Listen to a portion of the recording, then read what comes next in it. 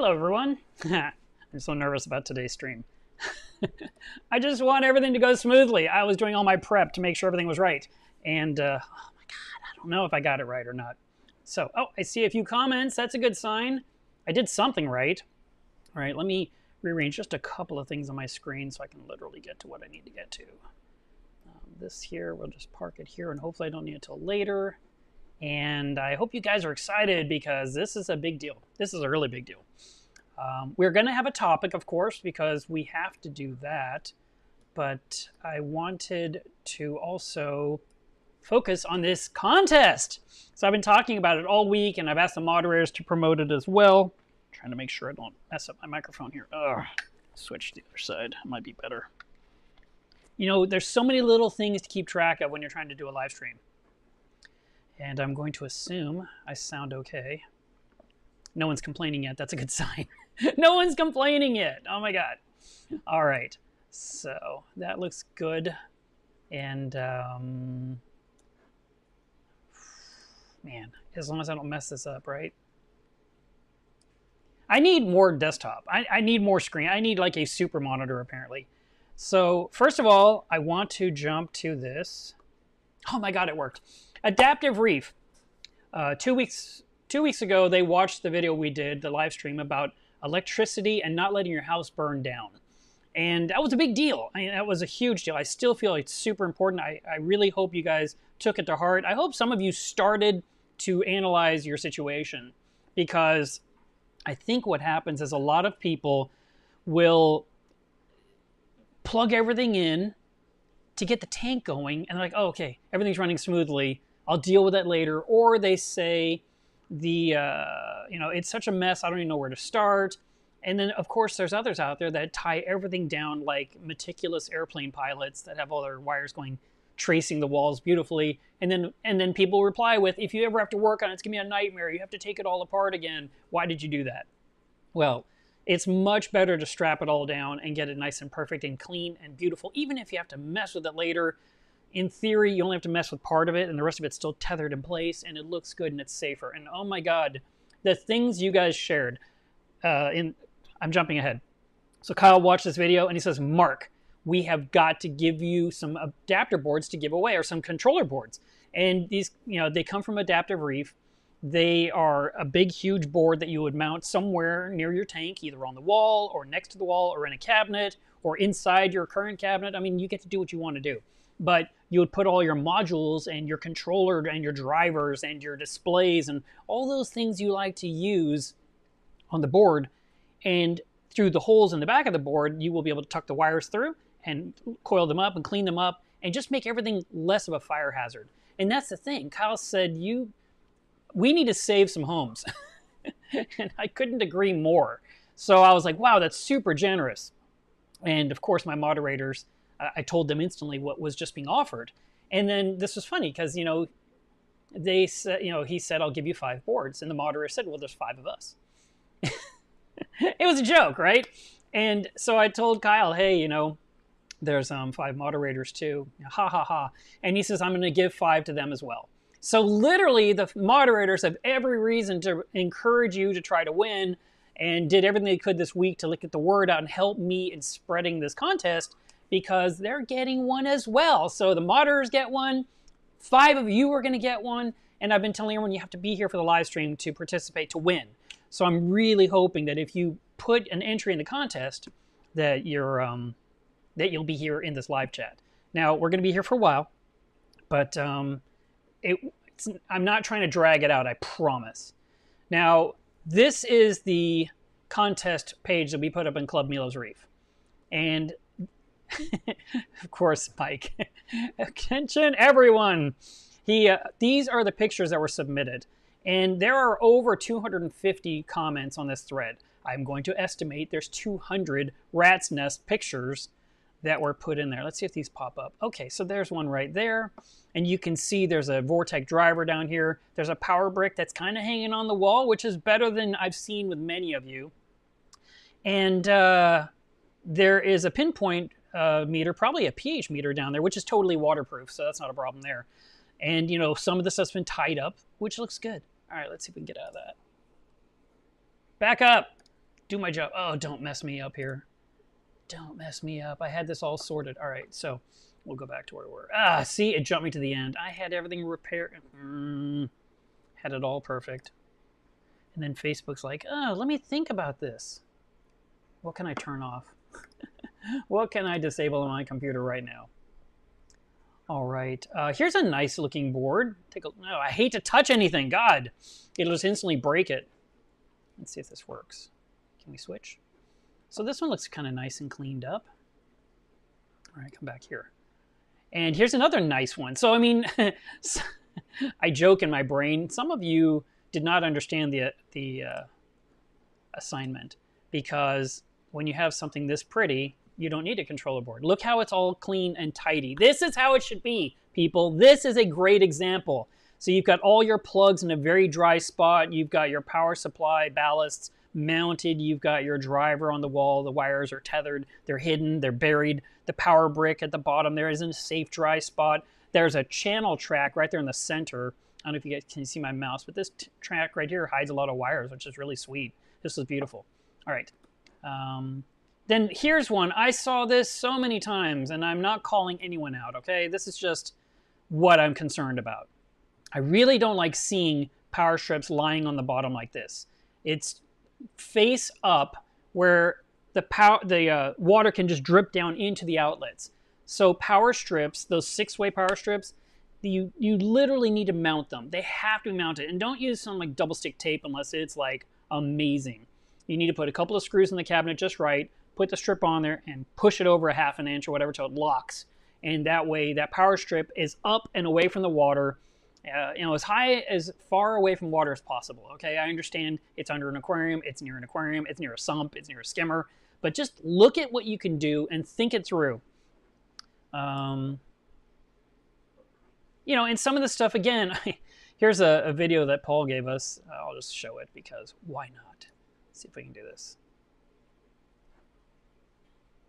I'm going to zoom in a little bit bigger here for you guys. So you see all the wires, the tubes, the probe meter, the probe wires, all the dosing tubes from dosing pumps. I mean, yeah, there's a lot of stuff. It's kind of crazy what all we set up trying to get things to work with us, So I just wanted to kind of point out some of this. And, some of you guys, whew, you are just a fire hazard. No, dang it, why did I touch that? I shouldn't have clicked that. Oh, it went back. Here's a nice clean one. Here's another clean one. Here's a bunch of wires on the bottom. Again, this is a power strip down on the floor, facing up. And then look at this one. Somebody look. Oh my God, it's not even pushed all the way in the wall. So if any kind of water squirts, it's going to hit those right in the outlet. That needs to be jammed back in. Whoever owns this picture, Burke, if you're listening, plug in your plug, please. Another thing would be to put a drip guard over the top. I saw a really great idea from one person where they took one of those floating pool noodles and they slid it between the cabinet itself and the wall. So if water hit, it hit the noodle and had to go off the ends, and it couldn't go straight down the wall and go into the outlets. So that is another important one. I've been looking at the wrong camera the whole time. I'm so excited about today. Let's see. This one's pretty good. It's not fantastic. And you've got your power bricks down here. You've got your Vortec drivers in a good spot. You've got your heater control in a good spot. This right here. And this is inside a dry cabinet. There's literally no water anywhere here. There's no reason for me to think water would get in there. But I would still put a leak sensor inside the cabinet. He has an apex. So I'd put one of those leak sensors right there in the middle somewhere on the bottom of the cabinet. So if water somehow got in there, hopefully it hits that sensor pretty quick and lets you know so you can deal with whatever the heck happened. Because we don't want anything to ever short out. Really important. Okay. Somebody did a TikTok, it looks like. Oh yes, I saw this. This is Mina. This is great. Rat's nest. He's got real rats. It's so great. I wonder what the music was for that. He always picks really good music. Okay, let's see. All right, you get the idea. I mean, you can go to this thread. If you haven't gone through it already, go through it. Here's a nice controller board. It just has a lot of wires underneath it. And those could be put behind like a facade. You could literally put a piece of sign material, the stuff like the vote for me, you know, that coroplast, and you could just put that hanging straight down with Velcro, put it on the base of that thing and just hide all those wires. And again, they'd be protected from splashing. And then you just have the pretty stuff above, and you wouldn't have to see what's happening below. Or you can just put a second board and put everything behind that one as well. So anyway, that's the thing. Okay, so here, this one here made a lot of us freak out. I'm looking forward to seeing what Chris says when he hears me call him out. So the reason this one bothered me so much, and it was funny, he says, I thought this was a judgment-free zone. I'm like, no, this is a contest. We're literally judging who's going to win. So, but what's bothering me is that everything is covered in what I call skimmate soup. Nothing's been wiped off. Nothing's been wiped down. This did not happen in one session, okay? This has been an ongoing thing, and all this should be wiped down. As soon as it happened, that should have been cleaned up, and trust me, under my frag system, I've had to go down there and clean up where the spatter went everywhere, wiped it all down again, made sure everything looked clean, make sure nothing was wet, and then a couple months later, oh, here we go again. Always clean your stuff. You know, that APC on the wall, it's covered in salt creep. That pipe in the background, I mean, it's just, it's so bad. So we really encourage, this area is not supposed to be a dirty little secret. I joke about that, but this is a very important part. This is the life support of your tank. So I want to make sure that everything is clean and wiped down. Each of those plugs removed. Maybe even look at the outlets. You know, look at the ends of the plug, and if they are even a little corroded or anything, there's a spray that they sell for electrical connections. You can spray it on there and it oils it, and you can kind of clean it up. You can, it's unbelievable. This oil can be put into a socket. It will not electrocute anything. It actually makes the socket go in easier. I wish I'd brought the little can over here. I'd never even thought of it today, but I'll talk about it in the future, or I'll put a link, or I'll do a thing on Club Meals Reef later for you guys to see it. But that electrical spray cleaner / oil is fantastic, especially for like you've had a pump for your water changes for years, and this is a little bit kind of corroded and it won't go in as well as it used to. You spray that on there, you just dab it dry. It doesn't have to be 100% dry. I mean, I just have to kind of get rid of the excess. And you can plug it in and out of the outlet 2 or 3 times, and all of a sudden it's like, oh, this goes in so easy. I love it. And you can go around your entire aquarium and make sure all your outlets are easy to plug into. Okay? That's really important. Let's see what else we got here. This was a smart move. I like this one here. So I'm going to do these 2 pictures. This is from Trevor. So you've got an electrical something happening here. We can see all these wires. It's behind an aquarium. It's on top of some dosing jugs, and there may be a bucket underneath. But what he did was he has a lid on top. So it's actually like a suitcase. And that's pretty smart. I mean, think about it. You got all that stuff tucked in there. It's in a case.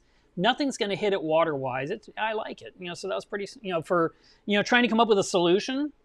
This wouldn't have been my solution, but it is a great solution in the meantime. Now, if Trevor ends up winning the controller board, he's going to have an even better solution. So let's see what else we got here. Here's something I want to show you guys. This was one sent in from Ian. And so he is a YouTuber. And, he uses the channel. He doesn't use Facebook. So he emailed his thing in. And what I want to show you here is he's got a 1-foot extension cord like this thing right here. And this is so practical with these big plugs that just eat up space on your power strip. So that way you can make a 1-foot extension to this item and a 1-foot extension to this one. And they can both fit side by side on the power strip. Where sometimes you would plug one in and now it covers an outlet and you lose one. So that was kind of nice. But, obviously... And he's got it up on the wall. This must be a basement. It's up on a wall on a shelf. It's not on the floor where water can pour into it. It's up higher than, technically it's about a little higher. I want to say it's higher than the water line, but it's not. You can see the picture as well as I can. But it's really close to up there. And I do like that. So, like I said, you guys can go through it and look at them one by one. It's fantastic. This was the best thread ever. It's just so much drama. And wow, look at that. I mean, granted, it's on a board, it's above the water line. But look at all the cords dangling down. Okay, All right, all right, all right, all right, all right, all right. So, what I would like you guys to do, where's my next scene? I would like you to consider doing things like this commercial I saw on Facebook.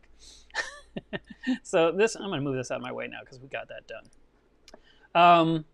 What we've got here is a large power strip. It's huge. I mean, it probably has like 24 outlets. It's got USB ports.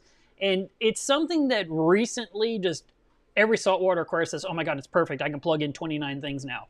And that's still one wire from that thing going to your outlet in the wall. And if you overtax that thing and it trips, everything on your tank is off. Okay, number one, dangerous. Number two, it's huge. So if you were to put that on your aquarium and see, now I'm looking at the right camera again. Jeez. I'll get this right eventually. If you get that mounted somewhere in your cabinet on the wall, you'll have lots of places to put outlets. Even if one covers another one, you got another one next to it. That can kind of work. But I just like how clean that was set up. And you could do something along these lines too if you're not a winner in the contest. Let's see, what do we got here? Oh, it's power consumption. All right, so this is what's happening. The moderators have chosen who would win. And I wanted to... I don't even know who they are. I have no idea. They didn't send me anything. I thought I was going to get some information. Let me open up my moderator chat so I've got it handy here so I know what's going on. Oh, why are people talking here? Okay, this is here. My moderators are chatting. Oh, my God. You know, right when I need them to give me like the one thing I need to see, there's like a whole thing going on here. All right. I want to talk about power bricks for a moment. You saw some pictures of the power bricks, and they were... I want to change this. I don't like this angle. Let's change this. We need the full screen. Got too many things going on. Too many things going on. Can't think. Let me make a new scene and put myself on it. And yeah, I want this camera. Okay, perfect. That's what I needed. So I sell these power brick holders. Made of acrylic, 1/4 inch, very strong, screws into your cabinet with 2 holes. And I send you these Velcro strips that stick to themselves. So you take one of these strips and you would put it around your power brick and tether it into here. And there's a notch inside each one of these shelves. These shelves are 6.5 inches long and 3 inches wide. They're pretty big, okay? I know there's some supersized power bricks. I even did a thread asking you guys about it. But you would feed all 4 of these loops through here. Put your power brick in there. I don't know why I'm doing this. But you would basically tether it down.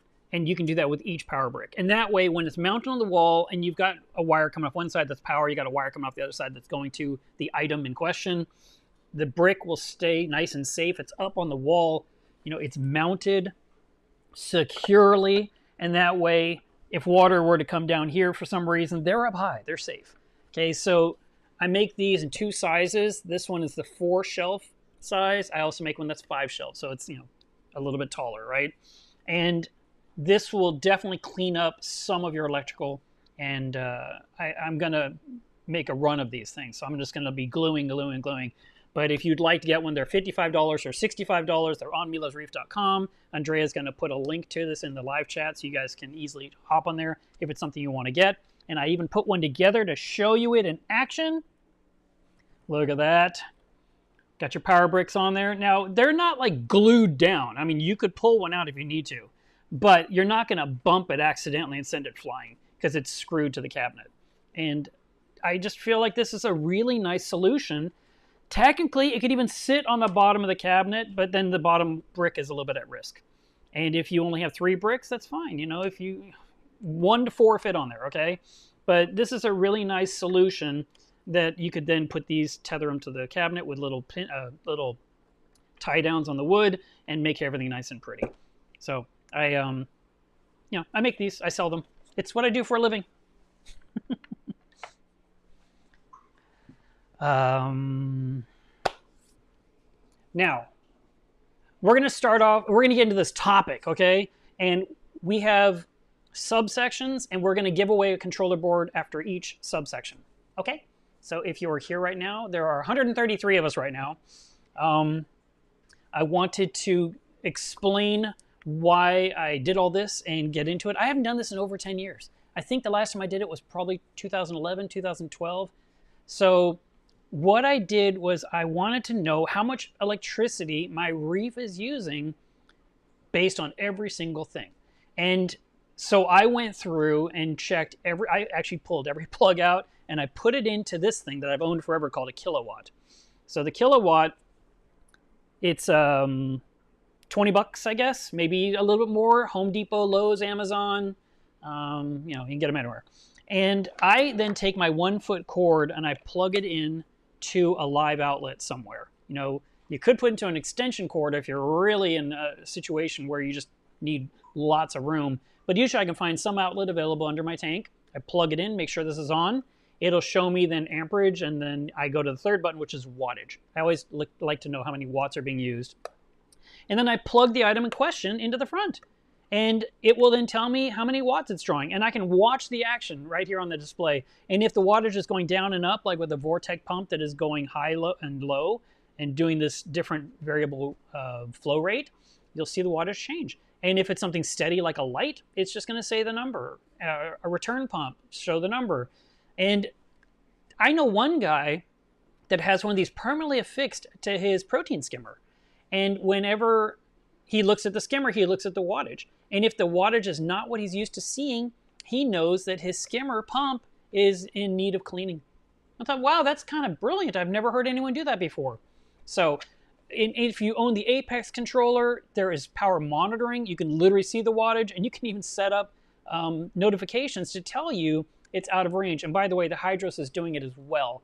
But I'm just, so I'm not ruling them out. I'm just saying these two controllers at this time, you can plug something in, and you can set up some kind of like a range from here to here. And then if it's out of range, you will get notification, or you'll happen to notice it when you look at your controller, and it'll show that the number's different than you're used to. And if you don't remember those numbers, if you can be like me, like for example, I had a different device. It looks sort of like this, right? Big display on the front. And it tells me my pH level in the calcium reactor. And I've been using the same thing for 19 years. And the number on the front, I was like, yeah, it looks right. And it was totally wrong. So I ended up getting my label maker, and I put a sticker on there that said range 6.7 to 6.9 or whatever number I put. So when I look at the number, I look at my little sticker to remind me. So if you're trying to like remember what your wattage should be on your skimmer, you might put a little sticker, and that way you can kind of look at your controller and say, okay, it's 54. Huh. When I measured it, it was 77. Maybe I do need to look at that a little bit more closely. Okay. But owning the kilowatt, fantastic device, super cheap, great way to figure out what's going on with anything, you know, just to kind of get your energy consumption. So let us go to our next slide now. Let's see if I got it set up right. All right, so I hope you can see that. I know I can blow it up and move it around. I can do that as well. But this is everything plugged in under my tank. So starting from the top, we've got the 3 skies, then we've got the XHOs, we've got the algae turf scrubber lights, the pump for the top-off kit, the MP40 pump that is over the balmy area of my Reef, the L1 manifold pump that just runs water to the turf scrubber and to carbon and whatever other reactor I need to run. I have 3 heaters. I've got the skimmer swabby to clean the collection cup. The Refugium has an XHO over it. There's an MP60 in the front and back of the Reef. The Abyss A200 is my return pump. I have 2 pumps in my Nios skimmer. I have 3 120 millimeter fans. And I've got a calcium reactor that has a mag pump on there that runs nonstop. There's a CO2 regulator. I have a Versa pump to feed water into the calcium reactor. I have a little strip light over the top of the sump in case I need to look in there. And I've got some more dosers that put in magnesium, AquaPower, whatever it is. I just have some dosers. So the snapshot is that's how much wattage was being used at that exact moment, 2196. That's not real wattage for the day. That is wattage for that moment. those lights were literally at their 80% level, which I keep that, what I call high noon. And that's why it's yellow. They have a 3-hour period every day where they run 168 watts. If I ran them at 100%, they'd use 212 watts, okay? If I ran them at 50%, it's something like, hang on, I got my notes in the trash right here. 50%, they use 103 watts, which makes sense because I told you it was like 212. 30% to 62 watts. Yeah. So anyway, once I got that figured out, what everything used in watts, then I want to know how long they ran using those watts. So like I said, here's my high noon, and we'll get into that. But let's jump to something else. The XHO in the front and back of the tank, they run 7 hours a day, and they pull 42 watts an hour. So I could take 42 times 7, and that tells me how many watts that XHO uses per day. I did the same thing with the algae turf scrubber lights. They're running 16 hours a day, and they each pull almost 100 watts. So that's 200 watts times 16 hours.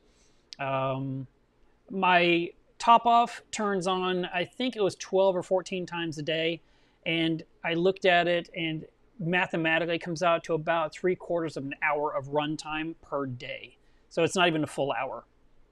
My Vortec is running 24 hours a day. The Vectra is running 24 hours a day. The heaters run on average about an hour 20 per session, and they seem to come on once a day. It's not even once a day. It's even less. I don't know. The weather right now, it's barely coming on. It's more like 4 times this week, but I'm just going to say typical average, they're going to run for an hour and 20 minutes per day for the whole month, okay? The skimmer swab used 1 watt. I thought the meter didn't work. It's nothing. And that thing runs for 2 minutes, 8 times a day. So that's 16 minutes. I just put down 1 watt. Okay, it's not even worth talking about. The Refugium light uses 34 watts for 9 hours. The MP60, now here's something interesting. The MP60 front and back, it shows 43 and then it shows an asterisk 8. So I run them in Reef. Actually, I have another slide to show you guys. Let me create a scene. Where did I put that graphic? All right, let's just start up. I'm sorry, this one, I did not do this one. So let me go find my graphic and throw it on here. I just saw, here it is. So here is my Vortex. Hey, there's Adaptive Reef. They must be a sponsor. Can I move this thing? Okay, I'm just gonna get off here, sorry. Right here is the schedule for all my Vortex on the Reef tank. So you can see they run at a constant speed for a good duration at about 45%. Then they run Reef Crest for a couple of hours at 60%. They do Tidal Swell at 70%. They go back to Lagoon mode for the evening, and then they go back to a constant speed for the final couple of hours of the night. So because of that, my Vortec showed that I'm using 43 watts, but it gets down to 8 watts because it is reef cresting, okay? So it's going up and then it's coming down, and I watch it trickle all the way down, and then it kind of went up and came down and went up and down, and it was just doing this repeatedly, and that's how I came up with the different numbers, you know, the maximum being 43 watts, the minimum being 8 watts, and that's that one piece of math. I just went with the 43 watts times 24 hours, just to kind of make my life easier. I did not try to determine the true use, but with a kilowatt, you can actually plug something in and then let it track that information, and it will keep tracking until you unplug it. So you could plug in a Vortec in there and set your timer, you know, just like, okay, it's noon, and then tomorrow at noon, look at it, and it'll show the total watts it drew for a 24-hour period. And I used to do that with a window air conditioner unit because I wanted to know how much power I was using and how much, you know, when the air conditioner was on, and how much of it was just the air blowing without the compressor. And I found out back in the days with my 280-gallon Reef that my air conditioner that ran 24/7, the compressor was on for 12 hours a day. The fan was on for 24 hours a day because it was always moving the air in the room and dehumidifying. And it helped me determine exactly how much electricity is being used for compressor and then how much was being used for fan only, which obviously was like you know, I don't say obviously because you don't know, maybe you do, that a third of the time, or I'm sorry, a third of the power is being used just to move the fan, just to get air moving. But the compressor kicked on, and of course it used a lot more. And then I could say, okay, it used this much. And I believe maybe this device will even let you put in your kilowatt hour rate If you can't, maybe the new one does, because I seem to remember that. And it could tell you how much it cost you to run that item. It's plugged in for 24 hours. So it's really kind of a neat device. But on with the show. The Abyss A200, that's my return pump. It uses 160 watts. My pump is running at 80%, and it runs non-stop 24 hours a day, except when I feed my tank. The Nios skimmer uses 2 pumps, and they both pull the same wattage, 34 watts, 24 hours a day. The 320 millimeter fans, they basically use 1 watt each, so that's 3 combined, but they rarely come on. I saw them come on like a week ago when the temperature outside suddenly shot up to 85 degrees while my house was still in heater mode. My calcium reactor mag pump, for some reason that got blank. I don't know what happened, but I had a number there. It was probably like 45 or something. Sorry, I don't know what happened. I must have cleared it when I was saving the screenshot. And what else we got out in here? So I'm going to zoom in a little bit for you. The Versa pump uses 6 watts around the clock. The sump light, I rarely turn it on, the dosers. Anyway, 24 hours a day of all that stuff running comes out to 19,049 watts, which is 19 kilowatt hours, which means it cost me 95 cents where I live to run my tank. In 30 days, my Reef cost me $28.57 in electricity to keep all these things running because everything is low wattage. I mean, I used to run metal halides that are 400 watts each. And that was 3 of them, so that's 1,200 watts.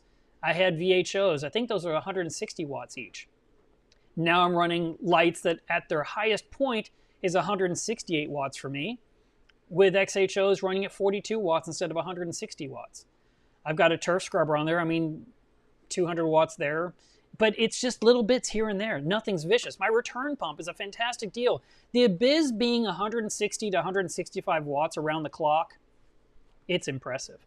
I think my next slide is this one here. So here's me breaking down how much power the Skies used during their normal light cycle.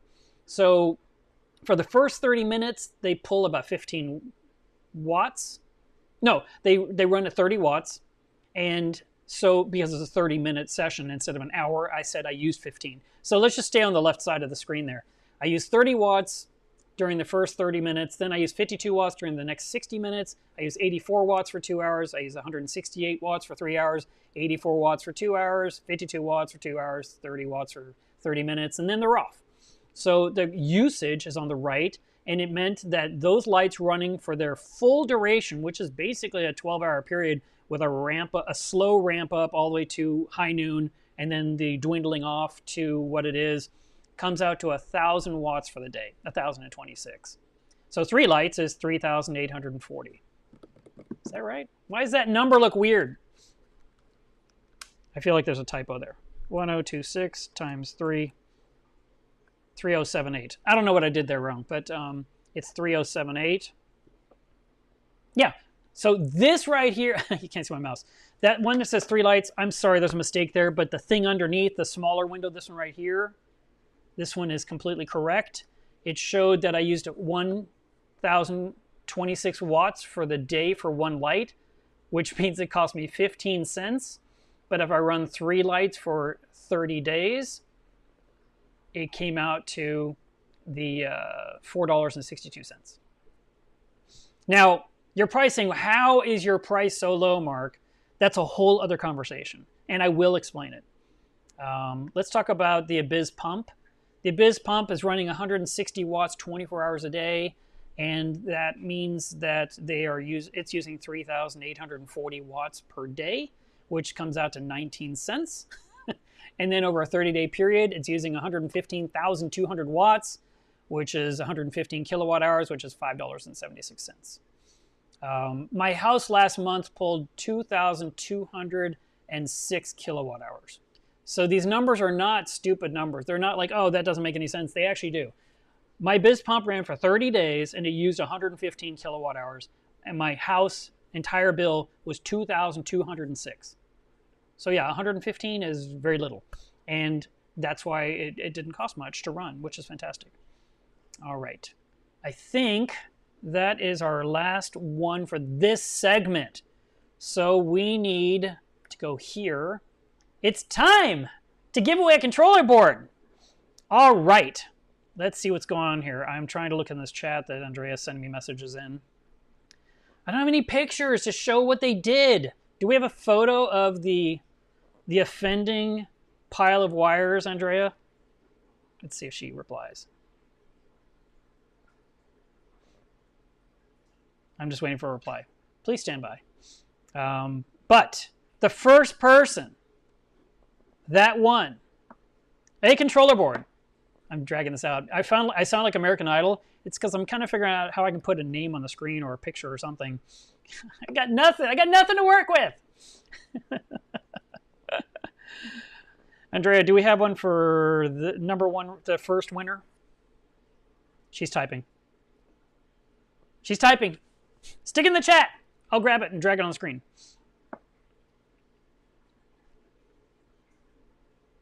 And maybe I could put some words on the screen. Where are all my scene controls? Overlays. That's what I need. I need an overlay.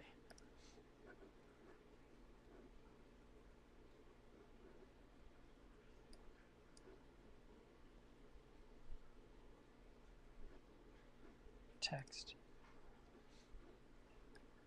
Okay, it's coming. I see it. Here is... Oh, she put the name. Perfect. I don't have to do this. Great. Thank you, Andrea. That's awesome. So, save. Let me open a window. Go to my downloads.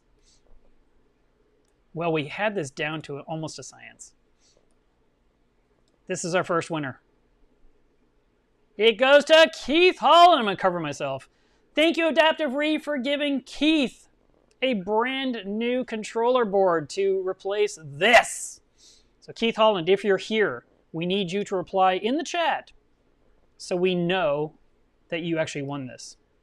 Otherwise, it goes to the next person because we have a few. I want to really move this Adaptive Reef thing here. I just want it to be somewhere visible because the darn thing is clear. I'll put it down here and we'll put Keith up here for a minute. We'll shrink it down a little bit. Do you guys think he deserved it?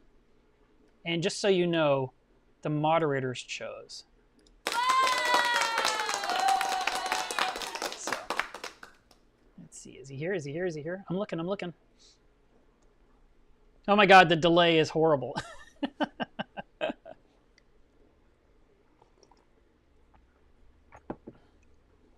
Andrea, that was perfect, by the way. If you have that for the other pictures, that would be fantastic. Big problem with... another problem that we run into is that the person's real name or the person's name that we saw is not maybe their YouTube name that they sign in with. So it's kind of a challenge. But we are not going to say if you didn't answer in these 12 seconds, you don't get it. I mean, there's time. But that's our first winner right there. All right. Keith Holland, congrats. Oh, he's here. Yay! Wait, I did it wrong. Gotta use these sound effects occasionally. All right. That's awesome. Awesome. Great. Okay, cool. I go to my next slide. Let me get rid of this because I don't need it. Cancel. And that was great. Andrea, if you can put the next one in the live chat for me on your list, that would be helpful for later. I'm going to go back to my topic. No, seriously, that's great. All right. Our next one. The Anemone Cube. The Anemone Cube is so popular, and it's been around forever. It ran for 3,000 days. Currently, it is in limbo, waiting for me to build a stand. And I've had a lot of people say, Mark, where is it? I'm like, I know. The tank is here. There's no stand. And once there's a stand and a canopy, I got to plumb it into my sump, and I want to plumb it into my sump differently than last time. Number one, it's going to have 2 drains on it, and that way if one drain clogs, the other one can take over. I'm still going to rely on one drain, but I want to have an emergency drain so I don't have an overflow. And so I got to do all that. And I haven't had time. I literally thought I was going to do it at the end of January because I had no work. It was fantastic. It was perfect time. And then I got sick with an upper respiratory infection that took 18 days to recover. And then, of course, when I got healed, I had to get back to work. So here it is, the end of February, and I still haven't done it. And I'm thinking, well, maybe in March I can do it. Can't believe it. But anyway, The limbo tank is running with a CHA return pump. It has its own pump pushing water in, and then the water drains back into the sump. Secondarily, there is a Kessel A360 over it, and I must have used the Kessel app to program it. I have no idea where it was in the light schedule, but at the time that I tested, it was using 26 watts. I don't know if it's brighter earlier in the day. I'd have to literally go over there and plug it in again and see. But it was pulling 26 watts, and it runs for 9.5 hours a day. The CHA pump is pulling 26 watts, and it runs 24 hours a day. And then the Anemone Cube normally has a Vortec on there, which I'm not doing in that temporary tank because it was unnecessary. But that one would pull 20 watts a day. So a quick snapshot of 1 minute out of that tank would pull 72 watts, right?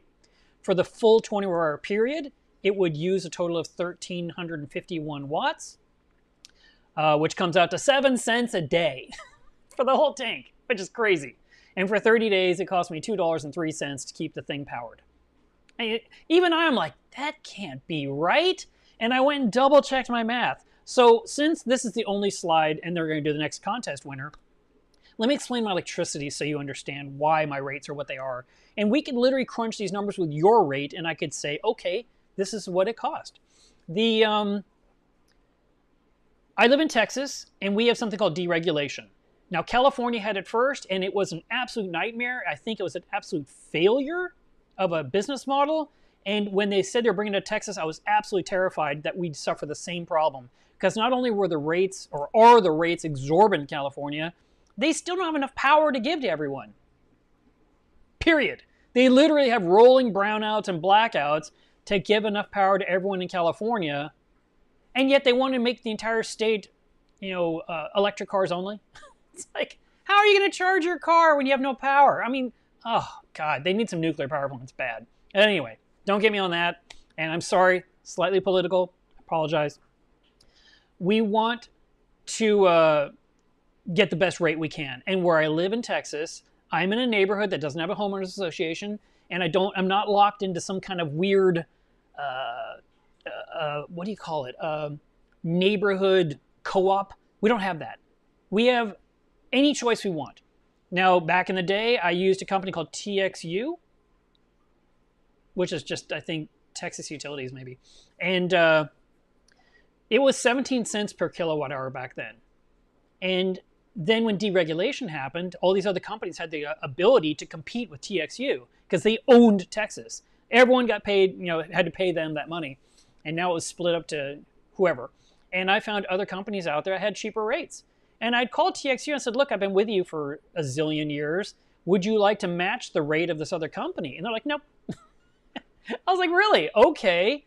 Then I guess I'll stop being a customer of yours and I'll just go there. Like, that's fine. And I was like, wow, I'm really surprised. I would have thought they'd say, we'll match it to keep the money coming in. But they didn't. And to this day, I get letters from TXU asking me. I mean, this has been over a decade. I still get letters, come back, come back. I'm like, yeah, no. So we have a website we go to here in Texas called Power to Choose. And I use it I historically used it every single year to find the best rate for the next 12 months. And I would lock in a contract for 12 months with that company. And all their job is to take my meter reading, turn it into a bill, and charge me. They're not even making the power. Neither was TXU, by the way. Oncor makes the power in Texas, okay? ONCOR. And they just feed the power, and then whoever wants to write your bill, that's who you pay. And so you have 30 or 50 companies you can, or maybe 30 or 50 plans from, 25 companies where you can choose how much electricity you want to pay. And of course you're going to choose the lowest, right? Why wouldn't you? Well, I did this year after year, and one year I came across a deal in Power to Choose that I could not believe my eyes. I was just like, this can't be. And I clicked on the details, and I'm reading the fine print. I'm like, this is not possible. So I called them up, and I said, what's the catch? And they said, there's no catch. So here was the deal.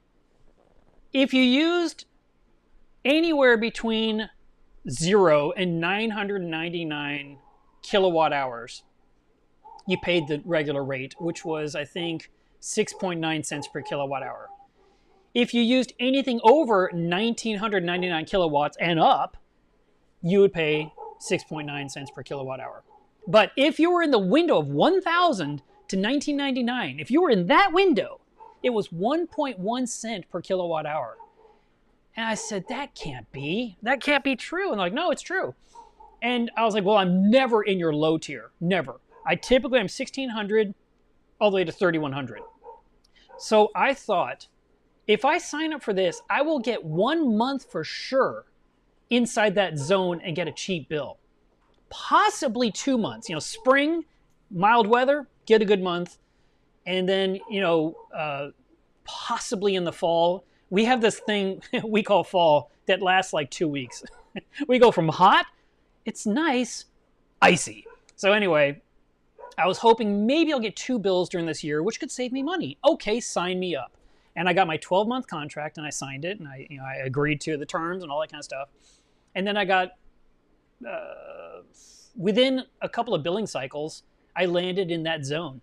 And my electric bill for the entire month was $16 and change. I was just like, this is unbelievable. I had everything turned on, obviously, because I lived my life. And it cost me $16. So I called the company up, the customer support. And I said, yes, Mr. Levinson, what can we do to help you? And I said, I just want to thank you. And they're like, what? I'm like, I know you get calls from everyone complaining. Thank you for my amazing bill this month. This is fantastic. And then I posted a picture of it on Facebook, and people are like, how did you do that? And did you stop the meter or something? Like, no, I literally signed a contract. This is fantastic. And I just was giddy with joy that for 1 month, my electric bill was $16 instead of like $270 or whatever. Well, that year, the weather was mild all summer long. We never even broke 100, or if we did, it was like one day. I mean, it was ridiculous. I ended up having 6 billing cycles in the window of savings, where it was 1.1 cents kilowatt hour, 1.1 cents per kilowatt hour. I had bills between $16 and $22 6 times out of the year, and then of course the other month's normal bill. And I was just like, this is amazing. So I called them up again. How do I sign up for this for the rest of my life? And they're like, no. I was like, okay, 1 more year. They're like, no. And I was like, oh man, I knew it was too good to be true. But no, it was fantastic. And I think they went out of business. I mean, they were trying to grab customers clearly, and boy, did they do the math bad. Or maybe the weather just didn't work in their favor and it killed them. I don't know what. But that was a fantastic year for me electricity-wise. And then, I had to go back to Power to Choose and find another deal. And, I found whatever I found. Well, I'm not dragging this out. I'm just telling you the story because you guys like stories. So I ended up getting a phone call from some lady. She was very persistent. She says, listen, Mr. Levinson, we want to help you with your electric bill. And I said, I know how to use Power to Choose. She goes, no, we do this for you. And I said, why would you do this for me? And she says, we're hired by the power company. I'm just like, I don't believe you. I just hang up, right? She sends me an email or she calls me again. She goes, no, seriously, you should give me a shot. Can you just tell me what your last bill was? Give me your numbers. I will do some research, and I'm going to get you a price that you can't say no to. And I said, all right, lady, here's my stuff. And I gave her some information, and she called me back, I don't know, I think 2 days later, and she goes, okay, this is what I came up with. And I said, hey, before you go anywhere, who is paying you? She goes, I told you, the power company. I said, Encore? She goes, no, and I don't know who it was, but whoever is like the brokerage of power, they hired these people to find people like me, I guess. And they're doing cold calls. It was crazy. But anyway, she found me some rate, and I think it was like maybe 6.7 from some company I've never heard of in my life. So I asked her to tell me the company again while we're on the phone, and I type it in, and I'm on this website, and it's like, we have great clean energy, and, we serve Texas and all this. Okay, so it's a real company. She seems to, not be lying to me. And then it says, new customers, your electricity will be 6.3. And I said, hey, I'm not trying to nitpick here, but you just told me 6.7, and it literally says new customer 6.3. Why am I not getting that? And she said, I can't believe that. That's not right. And I said, you can go look for yourself. And she says, you're right. And she hung up, and she said, I'll check. And 20 minutes later, she called me back. She goes, I got a hold of them. You're right. And yeah, you're getting 6.3. for like the next 18 months. And I said, okay. I said, and then what? She said, actually, every 6 months, I'm going to call you back. And whatever the rates are at that time, if they're lower, I'm going to switch you to the lower rate. And if they go up, you're still locked in a 6.3 for the full 18 months. I was like, okay, this is kind of cool. And then I signed a contract, and I hoped I wasn't getting screwed, and I wasn't. It worked great. And then after these 18 months went by, it was time to renew. And this was like May of the year, which is right before our summer, and it's kind of a terrible time to shop for electricity. You want to shop when the rates are low, not when they're rising. And I got a phone call from a new representative of that same company. It says, listen, she's no longer with us. I'm taking over your contract. I'd like to assist you. And I was like, okay. And he gave me some numbers. He goes, well, I can't beat that number you had before. It's going to have to go up higher. It's going to be more like, I don't know, 7.9, 8.1. I was like, all right. And because I knew everything was going up. And this was just around the time of COVID. And I just said, and because everything was going up, I was like, okay, it is what it is. I mean, it's still better than Encore, which is TXU, which was like 17 or higher. So he said, I'm sorry I can't get you a lower rate. And he says, well, wait, what if you got a commercial contract? And I said, I'm a guy in a house. I'm running a business out of my home. He goes, that's fine. I was like, I do not have a storefront. I do not have a parking lot in front. This is not a convenience store. He goes, that's fine. I said, I'm not going to get yelled at. No one's going to drive by and say, hey, you're trying to pull something. He goes, nope. I said, tell me about this commercial contract. And he said, I can get you 5 cents per kilowatt hour. And I think he said for 5 years. And I said, that's amazing. I said, are you sure you can give it to a guy in a brick house? And they said, yeah. Or he said, yes. I said, okay, what's the downside? He says, well, if you ever decide to cancel your electricity, or if you decide to move, or you decide to sell your home, it's non-transferable. I was like, okay. He said, which means you would then owe a fee. I said, how much is the fee? He says, $5,000. And I thought about that for like 5 seconds. And I said, when will I ever not want electricity? I literally live in an all-electric home. I mean, everything in here is with electricity. Nothing works without it. I was like, and I'm not moving. I still have a mortgage to pay off, and I have no desire to go somewhere else. And I have a minion. I have a studio. I have a reef tank. I mean, I have literally put down roots in this 1/4 acre of the planet. I'm not going anywhere. And so I said, there's a $5,000 punishment fee if I were to not want electricity from them. He's like, right. I said, I'm never moving. He goes, good. I was like, sign me up. So I've got it through like 2025 where it's 5 cents per kilowatt hour.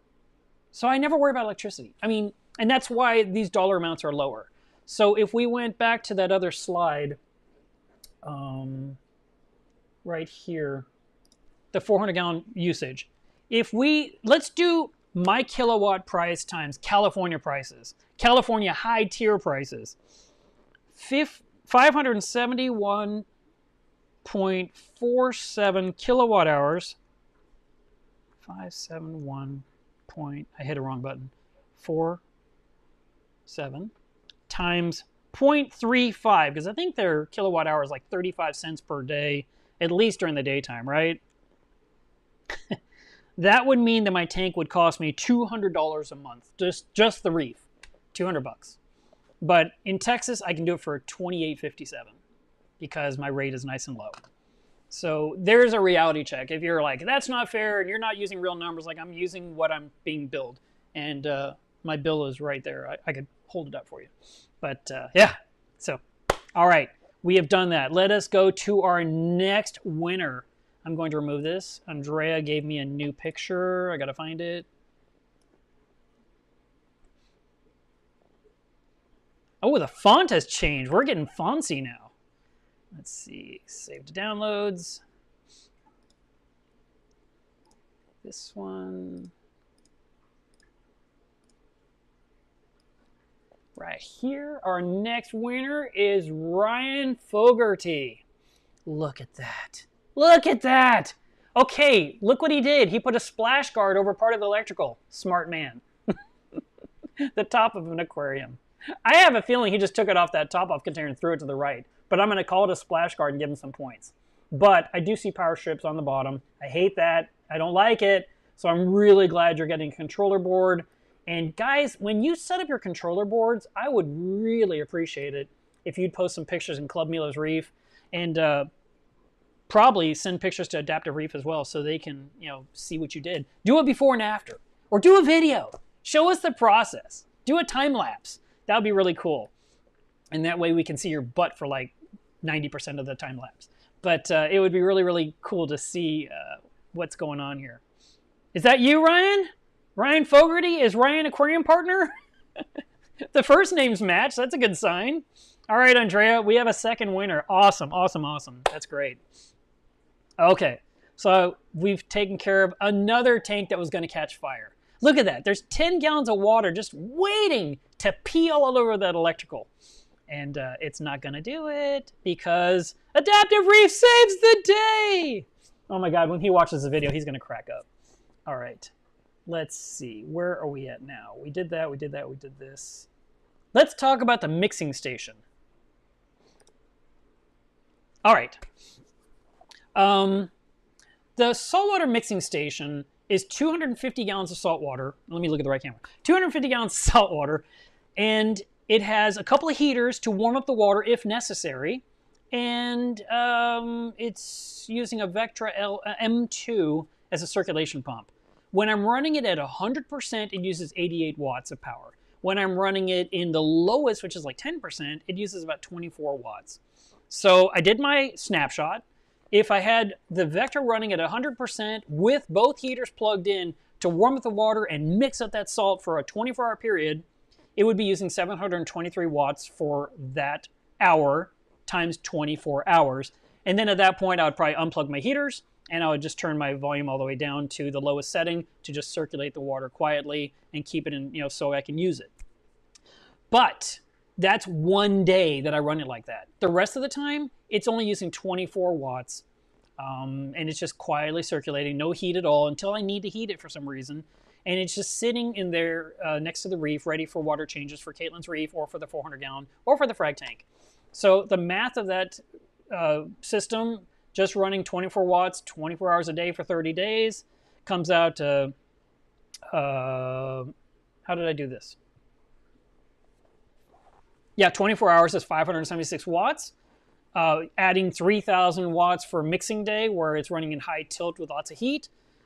Just so you got 30, I mean, I'm sure I did 31 days total. I did 30 days times 576 plus 1 day of full tilt, and it came out to a total of 17,280 watts used, which came out to 86 cents for the month.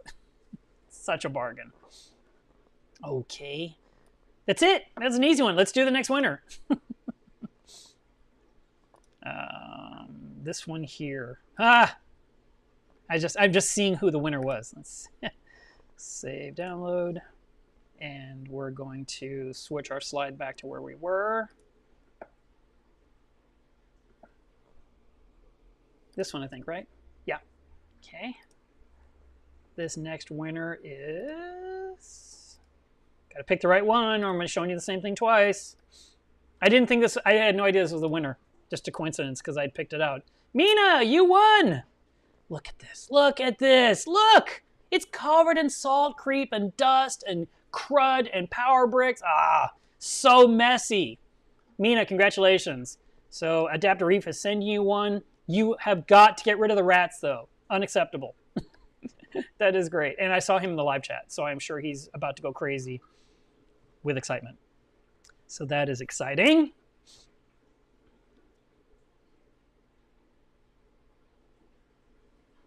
Let's see, let's see, let's see. I'm just looking at the chat for a second here. See, look at that. He says, what? No way. That's awesome. I'm glad he's happy. I'm glad. So, yeah, that was cool. And remember, the moderators picked. You know, I literally said, I don't care what your rules are. I don't care if you put all of them in a hat and pull out 5. You guys argue amongst yourselves. I wanted to just be hands-free and give them carte blanche to choose how this is going to work out. And I feel like this is a really great system because there was no like, oh, it's my friend kind of thing. I mean, if you were friends with them, that's between y'all. But you know, there you go. So that's really, really cool. All right. Our next topic. We did the cube. We did the mixing station. Let's talk about the frag tank. So the frag tank, this one uses a Nios skimmer. That pump uses 10 watts, 24 hours a day. The heater pulls 108 watts, and it runs for about an hour and 15 minutes per day. The Vectra M2 runs 24 hours a day at 66 watts. The top-off pump pulls 5 watts, and I was doing some math on that one, and it wasn't even a full hour's worth of top-off. The Nero 5 pulls 22 watts and is running 24 hours a day. The Lumilite over the Refugium uses 10 watts, and technically it's unplugged right now. There's no Fuge on the tank at this time, and it used to run 7 hours a day. The Radions run 10 hours a day each, running at 35 to 38 watts. So our momentary snapshot of all those things turned on at the exact same time was 294 watts. A 24-hour day uses 3,312 watts. And just as a point of reference, that number is so low. A hairdryer is 1,500 watts, okay? So 2 hair dryers is what my tank uses for an entire day. And then in a 30-day period, it's 99,000 watts, 360. So it comes down to, it costs me 17 cents a day to run that tank with all of its accessories, or $4.97 a month in electricity. All right, let's do another adaptive reef board. This is fun. Our next winner, let's see what we got. I know this person too. All right, I'm dragging it down and I'm pulling it up. Chris Hensley is our next winner for the Skimmer Soup Power Board. Chris, that's awesome. I am happy for you. And man, if it ever looks like this again on your new board, I will send someone to your door to do something. Something is going to happen. But I hope that you chime in here, Chris, because you desperately need this board. And but everything has to be clean. This can never happen again. Ever. Never, never. Oh, never, never, never, never, never. Let's see. Let's see if he chimes in. He better be here. Let's see.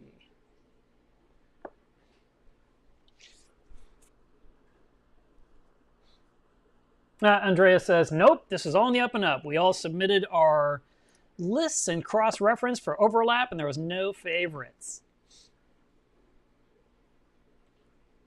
Waiting for Chris. Chris, you're taking too long. You know he's over there like feeding snakes or something.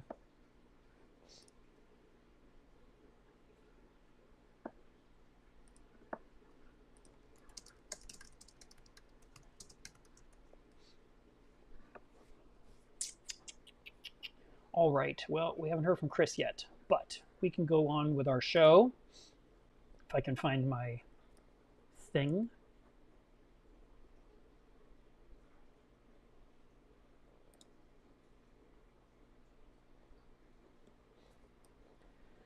I'm looking for my scenes. Here we go. All right, so here is...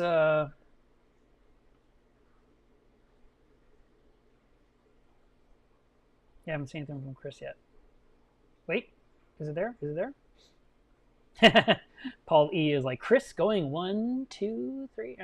We'll just give him some time. He has time. He has to just be here during the live stream. Let's see. So here is my total electrical cost for the entire month, running everything aquatic in my house. I feel like I'm too close. So here, we're gonna do a thumbs up. My 400-gallon Reef uses $28.57. My mixing station uses $1.01. The Anemone cubes uses $2.03. The Frag tank, $4.97. And Kate's Reef uses $1.20. Did we do Kate's Reef yet? I feel like we didn't do it. We're missing a slide. We didn't do Kate's Reef. We have to do that one. All right, so we're a little bit out of order, but that's okay. Kate's Reef uses $1.20. You have a preview right there. But I wonder what happened to that. we'll just do that right now. We'll put a slide up there. We'll find Kate's. Where is it? Where is it? Oh, maybe that's why it's How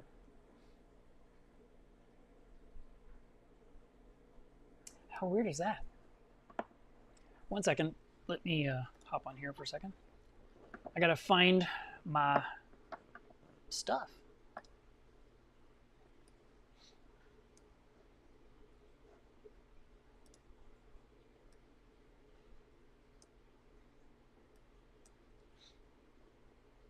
Hey, Chris showed up. That's awesome. So he got his prize too. So far, we've had 4 out of 4 winners. That's awesome. All right, let me get Kate's Reef. I don't know what happened. I thought I had it here, but how is it not here? She's so important to me. All right. Maybe it's just off my screen because this spreadsheet is so ginormous. I don't know what happened. But here is her tank. As of right now, we'll just stick it on done. Put it on the screen right now. And that's Kate right down there at the bottom under the 30 days. That's her.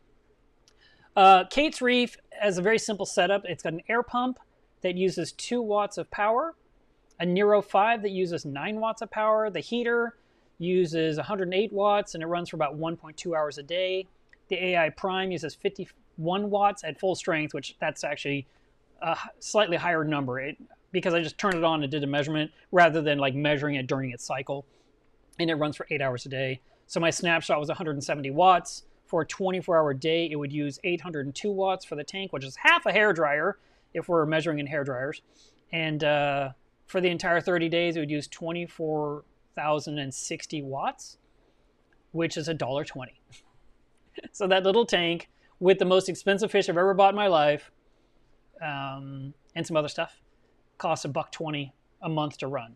So when we go back to this other slide here, total electrical cost being $37 for the entire month. It's just a no-brainer. I mean, so if anyone's telling you it costs a lot of money to run a reef tank in their electricity bill, that's all relative. Because reef tanks and all the gear we use, a lot of it is low voltage low wattage these days. I guess it's both, right? Low voltage, low wattage. You know, it's not like the old days. I mean, we used to use these giant pumps that just were power-hungry beasts. I remember having a pump, an external pump that came with my 280-gallon Reef. And that was probably back in the days of 17 cents per kilowatt hour. And it was costing me $26 a month just to run that pump. And then you add the 3 metal halides and the VHOs. You add the giant pumps I had on the side of my skimmer. It was worse. It was way worse. But everything has gotten so much more efficient in the last 10 years. You know, from the early 2000s, things cost way more to run than now. And just the fact that we're using LEDs that use a fraction of the cost of the lighting we did, it's a big benefit to all of us. So, yes, you can go ahead and crunch your numbers, but in the end, you need to know what your total kilowatt usage is for your tank for the day. And of course, you can multiply that times 30 to know for 30 days. And then you can do it times your own cost per kilowatt hour on your electric bill, and you will know what your tank costs. So if you are with a spouse, if you're living with your parents, and you know, if just when someone's accusing you of making the bill go up crazy high, you can categorically prove to them with the kilowatt device how much you're actually using. And you can do all the math I did. And it's not that hard. Once you've written down all your numbers and you know what everything's worth, then you just start writing numbers on a piece of paper. Come on. You can't see it. But, oh, there we go. It was just a little too bright. So tilt that, tilt that. You can see all my little numbers as I was adding it all up, adding up all the hours and how much consumption they were using. And once you've got it all added up, you can say, okay, times my kilowatt hour rate, okay. And you might say my tank cost me $50 a month to run. How much was the power bill? And they're like, 800. I was like, okay, so I'm not destroying the power bill. The thing that will destroy your power bill, air conditioner, heat, water heater, dryer, And then, of course, other appliances like the stove, the oven, the things that pull 220. I mean, 220 normally will save you, but they're pulling so much. And it comes down to how long they run. And I'll tell you this, every time my air conditioner messes up on this house, it's a heat pump system. Whenever it breaks, it costs me a fortune. And my electric bill literally goes up like $100 that month, even though it was down for like a week. During that period, something was really wrong. I told them there's something wrong. They come out to look. They're like, we have to order a part. It's always like that. And it's so aggravating too, because the part's in Houston, which is 5 hours away. And if they would just tell me what the part is, I would drive down there, pick it up, and be back the same, I'd be back. I can do a 10-hour round trip and get my part and get operational again.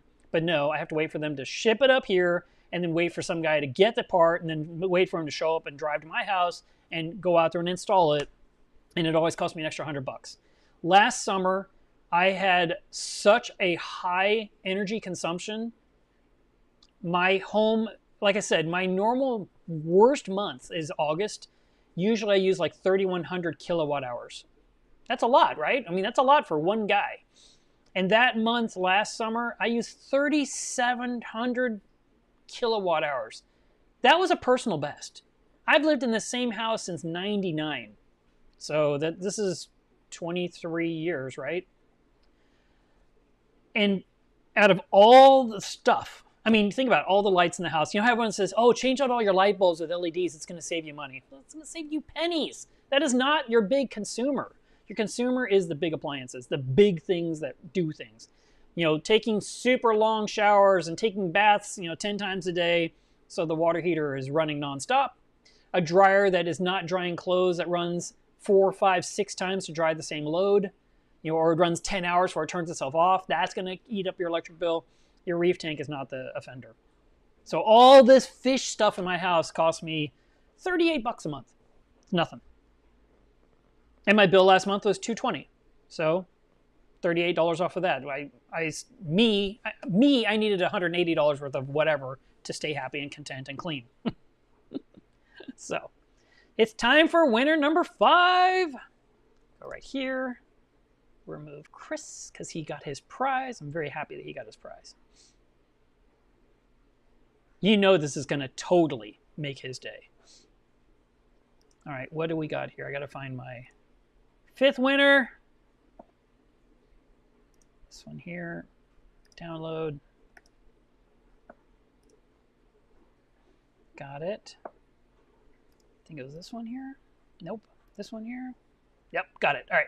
Here is winner number 5. Lakeside Reefer. Okay, so granted, there is some cleanliness going on here. But Lakeside Reefer, are you here? Let's zoom in. Let's look. Okay, so he's got a waste collector right here with carbon on top because he doesn't like the smell. He's got some EB832s mounted up high so the plugs are safe. He's got some kind of a controller lying down here because the other one took up the last square inches of wood on the cabinet. He's got some kind of a ballast down here that is probably warming up this little controller. Oh, that's an Octo controller. And then I see a USB wire hanging down. I don't know what it's doing. Anyway, he's going to be able to take all this stuff. And there's even a power brick hiding. Nope, that's the Apex brain. He's got all this stuff down here. It's going to all be gone. It's going to be on a brand new power board next to the tank. It's going to be all gorgeous. And then he will be able to post a picture and tell us, this is what it looks like now. So Adaptive Reef wants to send this to you. Lakeside Reefer, are you here? Gotta wait again. Another delay, y'all. Yeah, Paul answered instantly. I'm here. Awesome. That's great. He even has Lakeside Reefer in his YouTube name. Perfect. That's awesome. Another winner. Literally 5 out of 5. So, just so you guys know, this camera. If for some reason one of these people wasn't here, the moderators had pulled 4 more names. We were prepared for anything to go wrong. But all 5 of you showed up. I am so glad that you guys were here and won your prizes. I hope that these controller boards make your life better. And those of you that didn't win, I'm sorry. I mean, the fact is you can still buy a controller board from Adaptive Reef. They would love your business. And I'm just saying that from my heart. They didn't tell me anything. They didn't require anything. I was out here promoting them all week long because I felt like, man, how nice are they? And I wanted to thank them with a huge push. So I mention their name every single day, everywhere, for 5 days. But if you have room to put such a board, they have lots of choices on their website. Go to adaptivereef.com and see their stuff. They also have a spot, I think they renamed it. It was called Inspiration. Oh my God, the stuff they make there is so beautiful. If you've not seen what they can do or followed them on Instagram, you should check it out because, wow, I am so jealous of what they're able to make. And I've done woodworking. It's incredible what they do. And I told Kyle, I said, I can't do it. I said, I don't have the imagination. You literally think up the most beautiful stuff I wouldn't even begin to try to create, and you do it so well. So we have, there's the website for you to go look at it, get inspired, see what you can do. I can tell you this, there are people out there that will buy a small cabinet from IKEA that was cheap, and they open up the door, they mount their stuff inside, they close the door, they put a plant on top. And it just sits next to the aquarium, and it looks so innocuous, but it's actually holding all that stuff nice and dry away from the aquarium. I will remind you that all cords coming from any kind of power board, you want to have drip loops, so if water were to come off the tank somehow and hit the wire, it doesn't trace the wire all the way to an outlet. If you have any kind of power strip, I absolutely want you to pick it up and screw it to the cabinet, the side of the cabinet, the back of the cabinet, the wall, anything you can. You can do some kind of splash guard over the physical 2 outlets that are the wall plate. They have these cover plates, they're made for outside, that has like a lid that snaps down, and you notch it. So you put your 2 cords in there and you fold the cord out as you snap the lid down, and it comes out the side. But if water poured down, it would just drip down. It wouldn't get into the electrical. So, do think of ways to make your tank safe and keep the power in it so your livestock will live. It's really, really important. Oh, that's so cool. All 5 winners. I'm so happy that went well. Let me hide this. So we have another slide. Another scene.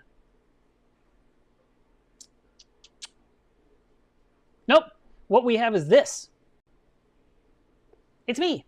All right. So if there are any questions for me for today, now's your chance for the live chat to ask your questions. Please type @MeLovesReef so I can see your questions more easily, because there's been a lot of chatter about whatever. Everyone's trying to win stuff. But Derek says, let's see the runners up. I don't want to do that. I don't want to make them feel like they almost won. That's just mean.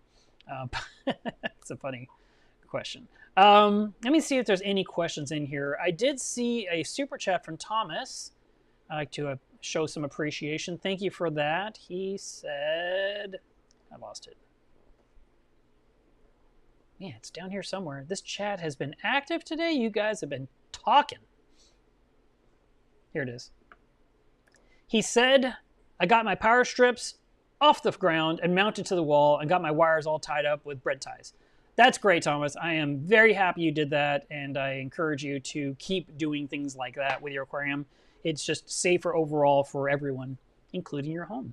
All right, let me scroll way up. I know there's a lot of hellos at the beginning, and then if there are any questions, I'm going to start answering them. And by the way, something the winners need to hear. The 5 of you, listen to me. And you moderators, listen to me. The adapter boards come in white or in black. So you can actually tell them which color you want the board to be. So if you want to have a white board that matches your white stand, you can get that.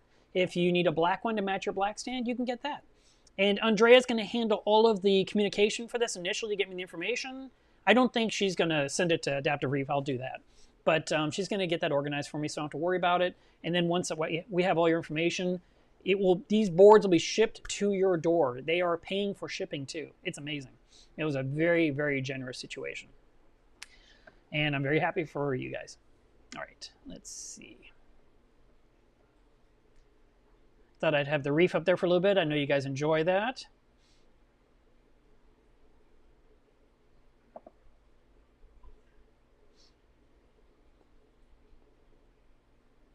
Rick says, I didn't have to do much. I think he's talking about his electrical stuff. He says, but I did a little cleanup, made sure all my connections were nice and tight. Great reminder, and I printed a PDF of my Apex programming. Thanks for the reminders. Yeah, it's really important. If you guys own an Apex, there's an option called summary. Every couple of months, this occurs to me to tell people to do this.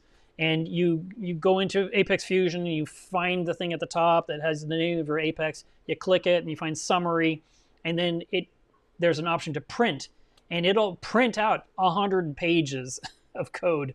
But I don't do that. Instead of printing, I do save as PDF, and I save that file on my computer in a folder called Apex Code. And I do this every so often. If I change something on my tank, I do a quick summary, save, PDF, boom, put it in that folder. So I literally have like the last 5 years of code. I could actually roll back. And it's not like you can use this file in an easy update. You can't just like import like a backup. It's not that. It's a file that you can use to look at. So if you have a problem with your Apex, you can compare. You can say, okay, this is what my code was before. This isn't working right. What's changed? Or you install something new and you need the code. You can find it. You can copy and paste it straight into there, and it just makes life easier instead of trying to recreate Apex Fusion from scratch. And so I tell this to people all the time. No one believes me. They always say, I saved my bin files. Like, your bin file is not your code. And once you discover you don't have your code, your heart just sinks. You're just like, are you kidding me? Why don't they do this for me? Like, I've heard that. We've all begged them to do it. We've begged them to automatically save it in a cloud where we could just hit import and just grab an old version and stick it in. It's not a feature. It doesn't exist. So because of that, we need to save a file. So it's one of my reminders. So I'm glad you did that, Rick. Let's see. Tony says, talking about Adaptive Reef, they were sold out last time I tried to buy one a year or so ago. Well, Tony, they definitely have 10 less right now.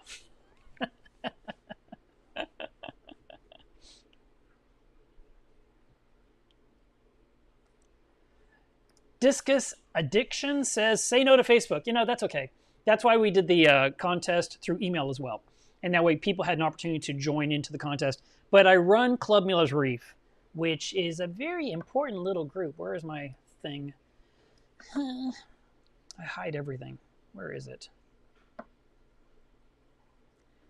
There it is. So Club Miller's Reef was set up over 4 years ago. We have 9,000 members. It's a group where everyone can talk to each other, and we have some very, very specific rules about treating others with kindness. And so we've made this group, yeah, I feel like it's a success. It can always still go to crap, and if it does, I'll close the group down myself. But it's filled with good people that understand the rules. There's a rules video because I do videos. And in that video, I explain the rules. There's no rules to read in Club Miller's Reef. You have to watch a 5-minute video. But I explain, you got to be nice to each other. If you're having a bad day, don't even use the group. Just go be mad and go hit your car. You know, go do something out there. Do a water change. Be productive. But, you know, it's not a place to berate people or put them down. It's there to get questions answered, to share pretty pictures of your tank. I saved a picture here. I'll show you guys. I mean, you're looking at a reef right now, so it's kind of funny. But look at this picture I swiped from Facebook. How pretty is that? So this is by a guy whose name is Ian Cosford, I think. Cosford. And he has these beautiful zoanthids. And man, that guy knows how to shop. He knows how to get all the colors. It is phenomenal. And there's another that I grabbed from a slightly different angle. With those daisy polyps and those blue zoas at the bottom. I mean, look at that. Just so pretty. Anyway. Forest user, and he posts them on Facebook. So if you're not on Facebook, you're missing out on some of these groups. But no, we have a really good group, and so we I said, let's do your entries there, because it's going to be really hard to do entries on YouTube. I don't think there's any kind of thing set up to where you could send stuff as a submission. And I didn't just want to have an inbox, you know, with like one email after another. Instead, we had this one thread. We told everyone, go to the club and put your pictures in there. And it was great. All the entries are in one spot. No one got mixed up. No one made any mistakes. If I saw a post somewhere that didn't belong, I said, did you put it in the contest thread? And people did it. And the few people that emailed me from YouTube, I went ahead and I just added them to the contest thread. Said, emailed by such and such. Here's the picture. And I probably did that 5 or 6 times. But no, it was great. And I think it went really, really well. And I'm very happy for everyone. I think this was such a cool thing. Let's see.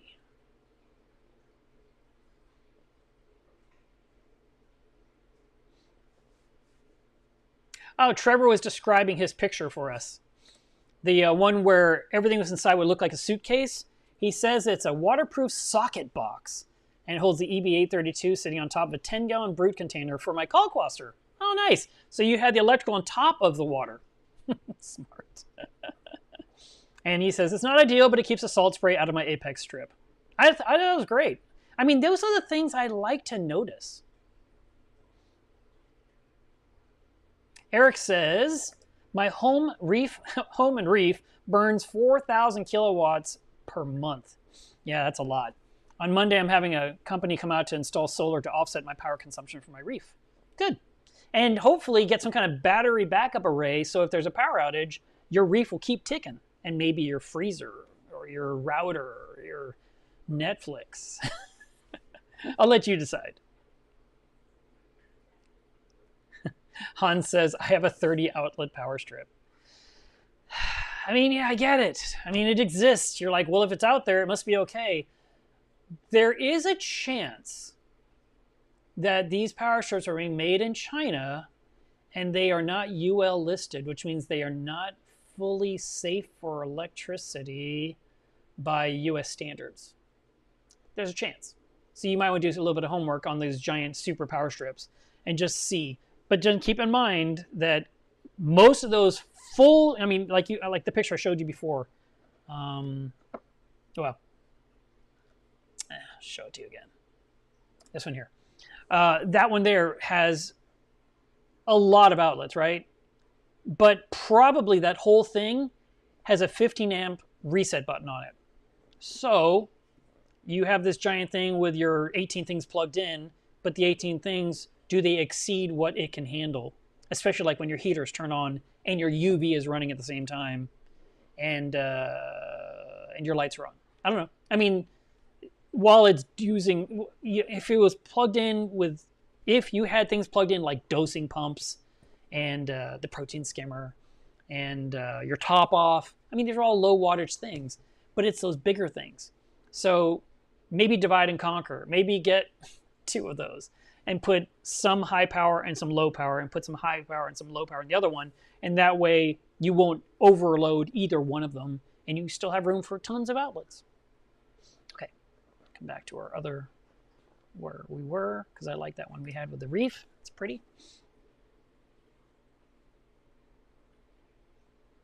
Estonian Reefer says, I used to have a rat's nest years ago, but not anymore, so I didn't send any pictures. You know, that's okay. And that makes sense. Like I said, a few people were putting pictures of fantastic looking electricals, and that was not a rat's nest at all. But it was actually inspirational too. It showed a really clean setup and what could be done. And that's why I tried to share a few of them earlier in the stream. So I wasn't just out to make everyone feel bad. But I hate the power strips sitting flat on the ground, face up, where water could just literally spill in. Or you're refilling your 2-part, your alkaline, your calcium, your magnesium, your aqua power, your whatever, you know, whatever you're mixing and pouring, it's near, or you have a dosing pump right above the power strip laying on the bottom. If something leaks, you could get into that power strip.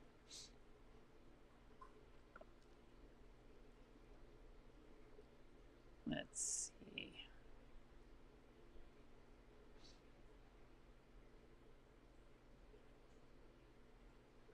Oh, and by the way, if you joined us late, I do want to show this one more time because I do like to make some money. So this right here is a power brick holder that I build out of acrylic. It's very sturdy. It's made of 1/4-inch acrylic. It has 2 holes drilled in it, so you can put a couple of screws into your stand, or you can put anchors on the wall and mount it right on the sheetrock. And it includes the Velcro strips to hold your power bricks on there. I sell these in 2 sizes. So this is one that I put together to show you. I gotta get it in the frame. No wonder I'm looking at the wrong camera again. So anyway, you can put up to 4 power bricks on this. This one's $55. The one that can hold 5 power bricks is $65. The shelves themselves are 6.5 inches long by 3 inches wide. So you can measure your power bricks and you can say to yourself, will they work? I mean, look at these little tiny bricks on the top. I mean, by comparison to the shelf's too big. But the benefit is each is separated You put your power plugs into each one of these bricks, and they have a little bit of room for the heat to dissipate. You don't just have the heat from this going into this, going to this, going to this. There's air movement, so it's a benefit. So if you are wanting something like this, they are available on melovesreef.com. This is what you'll get without the power bricks. And you'll get 4 of these straps included. They're right here. And they stick to themselves, so you don't have to have like 2 halves of a Velcro. It literally makes a loop. And so I order a giant roll of this, and I cut them into 10-inch sections. And that seems to hold most power bricks.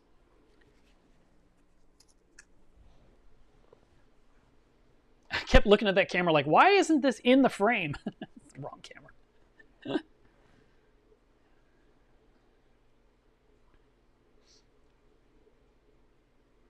Let's see. Looking for the next question. Sorry, I went way up in the chat because I know people wrote things a long time ago, but I didn't look at it. I was too busy trying to make sure I had everything on the screen like it's supposed to be. Tom says, I love that my Hydros has the ability to shut it off if it goes outside a set range in case something happened. That is a nice feature. If your heater is below or above the optimum range you set it to, it will shut off the outlet and it will send you a notification to tell you that. And that's a very nice feature. I agree with you completely, Tom.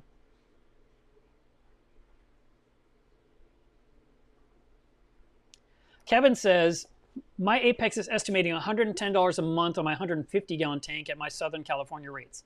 That could be true. And it just depends if you have everything plugged into the EB832s. And in my situation, I have some things plugged into a wall. I have some things plugged into EB832. I have some things plugged into the American DJ switch. I have some things plugged into outlets up high. And so my stuff's everywhere. I mean, I did not count how many power cords I have total, which I totally should have for this presentation. But if we look at this first slide, you've got 1, 2, 3, 4, 5, 6, 7, 8, 9, 10, 11, 12, 13, 14, 15, 16, 17, 18, 19, 20, 21, 22, 23, 24, 25, 26, 27, 28, 29, 30, 31, 32. I have 32 things plugged in for my Reef tank alone. And then the Cube has 3 things plugged in. What did I say before? What was my number? Did I say 32? That put me at 35, 36, 37, 38, 39, 40, 41, 42, 43, 44, 45, 46. And then Kate's tank was here, I think. 47, 48, 49, 50. 50 things are plugged in. That's insane. That doesn't even include the webcam I use to look at the tank. So, if I'm correct, it was 50 things. But yes, having a really good kilowatt hour does help. You can enter that number into Apex Fusion, like like this person mentioned. Who was it? Kevin said. He said that it's estimating 110. And I actually did double check because I opened up my electricity consumption in Fusion and I selected the Abiz A200 and it said I was going to use like $5 a month in electricity. I was like, So then I went and looked at my own math and it was like 487. I was like, wow, that was really close. Cool. We agree. And it made me feel better about my math because I was starting to have doubts because these numbers were so low. But no, it was great news, you know? So, yeah, my I do have a fantastic rate, but I worked hard to get it too. So if you're able to do something like that, do it, man. Do anything you can to save money. The economy has been really tough. Let's see.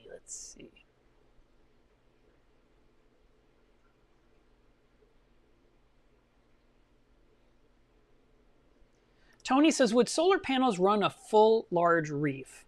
In theory, they probably could, especially if you knew your total kilowatt usage. If you knew the whole thing and you said all the things plugged in add up to this much per day, then you could talk with a solar company and say, all right, so where are we at?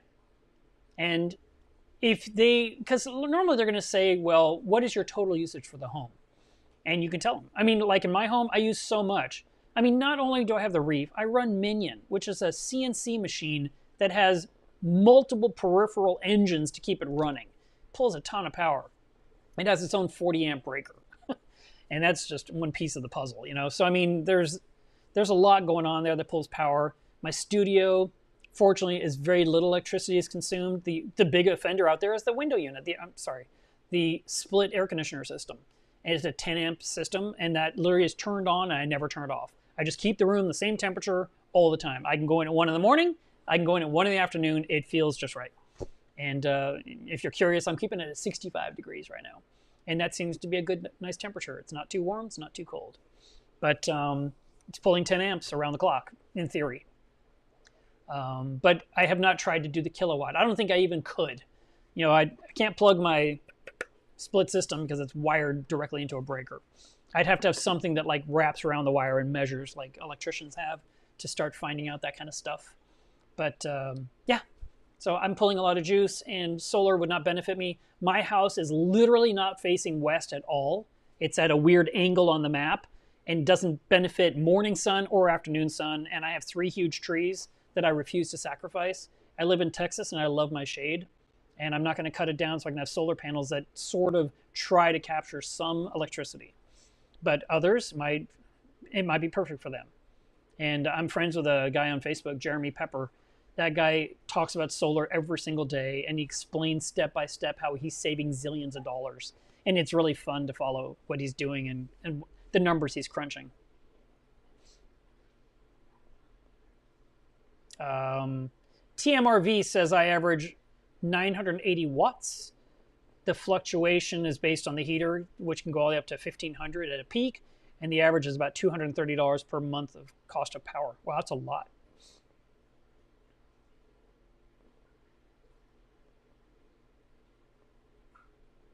Hey, Santana Reef says, I think there's something missing here, but he said, skimmer while I was at work. I assume the skimmer overflowed or something. His mother had no clue what to do. We're living on the 2nd floor apartment, and I said I would not start a new one until I purchased a new home. I just purchased my first home. Yay, you're going to set up another tank. Very excited for you.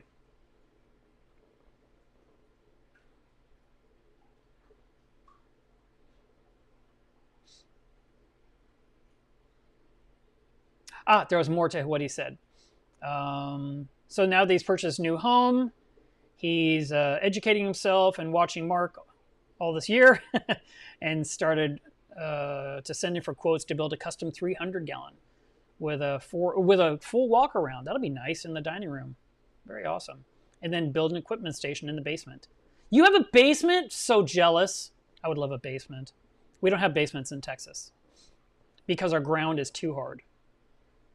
When I wanted to put up my building, one of the questions on the permit application literally was, will you be using dynamite? I was like, what? That's awesome. And I kind of wanted to. Let's see.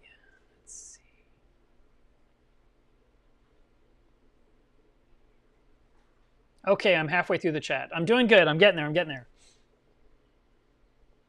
Lots of people were excited about winning the boards. That's where I'm at right now. Wow! Great Bearded Reef pays 0.51 cents per kilowatt hour? Holy crap. Where do you live? $691 per month. Great Bearded Reef. Great beard. He has a great beard. He must be a Viking. So you're in Iceland? That's insane. That is really high. Let's see. Nature Bat Last. I'm not sure I'm supposed to say that. My drain pipes for my overflow have a ton of salt creep. What's your method for attaching the PVC to the bulkhead? If the bulkhead is slip on the inside and you press the PVC in, I would glue it. I would use the cleaner, the cleaner primer, and then put the glue and then press the pipe in, twist it 1/4 of an inch and hold for 20 seconds and then let go. And if you do that, you won't have salt creep around anymore. Now you might get some salt creep around the nut that tightens on the underside of the bulkhead. And from time to time, you should check your bulkheads. Crawl under the stand and look up, reach under there with your hand and touch it and see if you can give it a slight twist. Sometimes they get a little bit loose, the expansion and contraction, and they just need a little bit of a nudge. They are not install once and never think about them again, but they're not something you have to worry about all the time.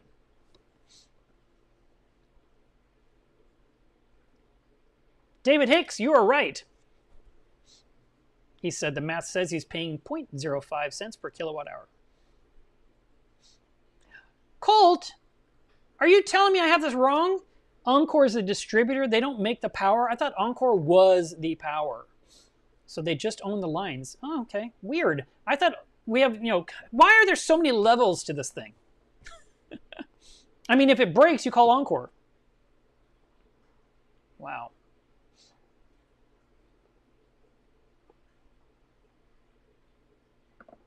Trevor said, a year ago I was paying 0.07 cents to 0.08 cents per kilowatt hour.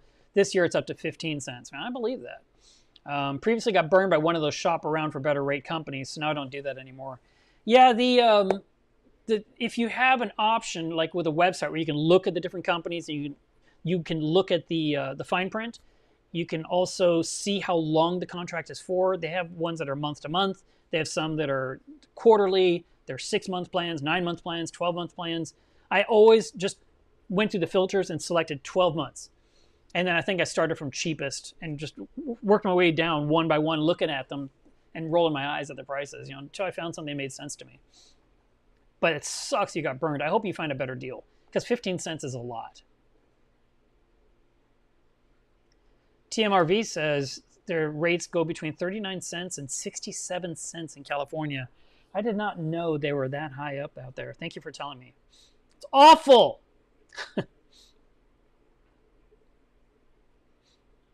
Oh, that's good. Trevor said that they tried to stick me with all those cancellation fees for moving homes, even though I was staying with the same company. We had to dispute them with the credit agencies to get them to back off. Wow, what a beating. Yeah, I just know there's a punishment if I were to not want my power anymore, but I will never stop having power. There's no way. Not a chance. And I'm not going to worry about solar either. So I will always use electricity, and I will just pay the best rate I can find. Let's see. Okay. Making good progress on this chat. I feel like I'm getting things done. Claudia says, I'm doing my water testing while listening to this live. Good, Claudia.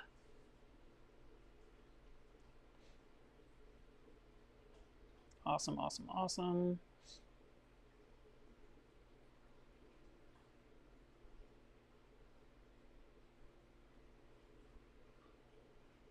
Eric Root says, $37? Mine's at least $400 per month. It's an 850-gallon system. Seems like it should be about $74.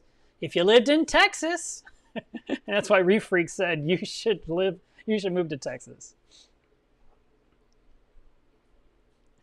I love to compare things, and I always use US numbers instead of metric because it makes me laugh.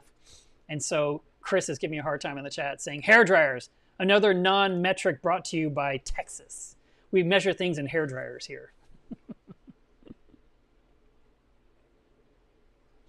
Let's see. Trevor says, I'd love to see some estimations using old Reef equipment. Stuff was so energy inefficient in years past. It must have been a real consideration back then, choosing a tank size. Actually, if you were to go to my other website, reefaddicts.com, and look for the energy consumption article, I actually did the breakdown back then and explained what it cost to run my tank. And I'm pretty sure it used to cost me, I think it's between $67 and $78 a month for a 280-gallon Reef. And now I've got a 450 with an Anemone cube, Caitlin's 27, and a 60-gallon Frag system. And all of that's costing me what I told you guys, $28 a month. Oh, the hot tub can kill the bill too. I don't have a hot tub. I would like one, but I got a fire pit. Let's see.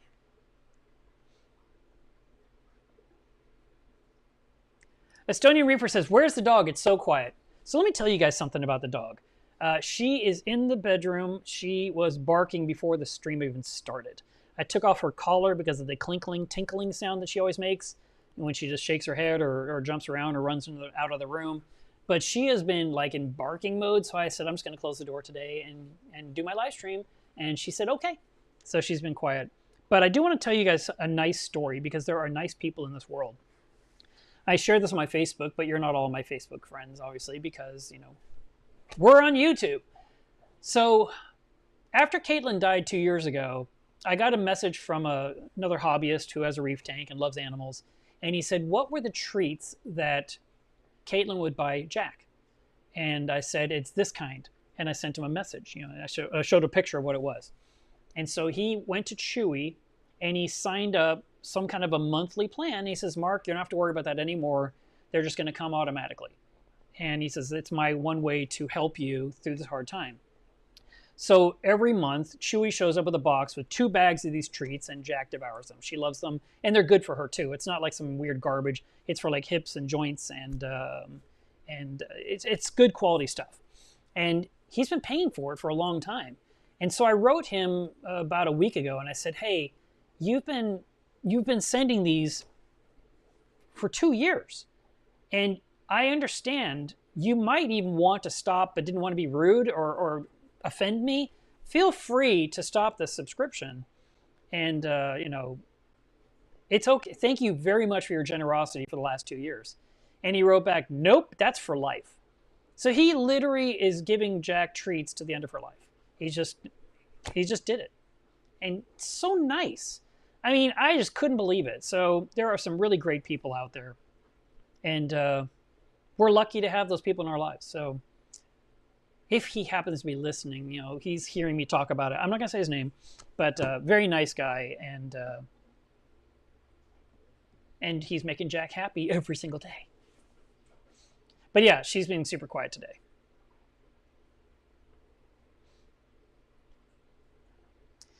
Joaquin says, I think I said that right.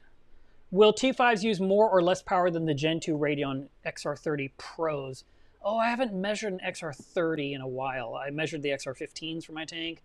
They have double pucks. I don't know if the wattage just doubles. I do know T5. I don't know. I did know T5 wattage numbers. I think you need to buy one of these and go ahead and measure. If you own the Radeons now, measure them now. Measure them during the peak of the day. Measure them in the afternoon. Later in the day when it's dimmer. Measure them when they turn off, or do that thing where it just runs and let it figure out how many watts it used total for the 9 to 12 hour period you run your lights, and then you'll know.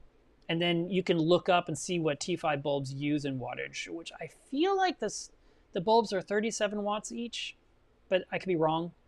And then you can, because it depends how many of the bulbs you need. That all adds up too. You do 2 bulbs, it's this much. You use 8 bulbs, it's this much. It's gonna, and then you got to replace the bulbs every 9 to 12 months. So there's another cost to factor in to your question. MG Witcher says, even though I didn't win, you're still invited to San Diego to clean up my rat's nest. I will be in San Diego for Comic-Con in July. So if your rat's nest isn't cleaned up by then, let me know. Paul E. says, what's the best key piece of reef equipment you purchased? One of my favorite things that I ever purchased was my skimmer waste collector.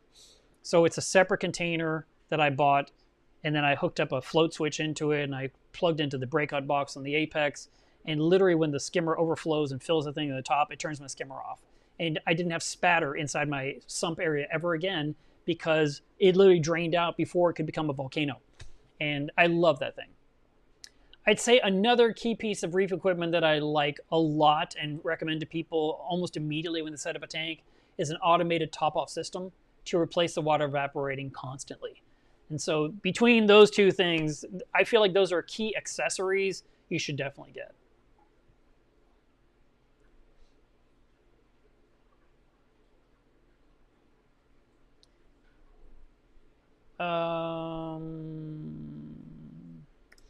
TMRV says, if you started a tank build again fresh, would your wires be a #1 focus? Well, they kind of were a #1 focus when I set up the 400 in 2011. I was pretty tidy back then. And then, of course, a lot has changed. 13 months later, the tank sprung a leak, and I had to drain the tank and wire up a temporary vat to hold all the livestock. A temporary aquarium, and drag things across the room and run wires here and tubing there. And I had to undo all my beautiful work. And then 18 months after that temporary system been running, my new tank arrived, had to move everything back and take out that tank that was in my way. And of course, things that changed. And then I guess it was like 6 years ago, I built the Frag system with its own nice, clean controller board that I made out of acrylic that there's a video about on this channel. I like it. I still use it to this day, and it's pretty tidy. I actually, from time to time, I'll literally go over there with a towel and wipe it down and make sure that everything is cleaned up, because over time, it just kind of gets that silty, salt, creepy, moist, you know, the stuff just kind of sits there and it kind of gets slimy. So wipe it all down, make sure everything's nice and good, and give it that new look again. And then go find the new area and work on that. But I have some areas I definitely want to address. I want to really work on and improve them to make sure that they are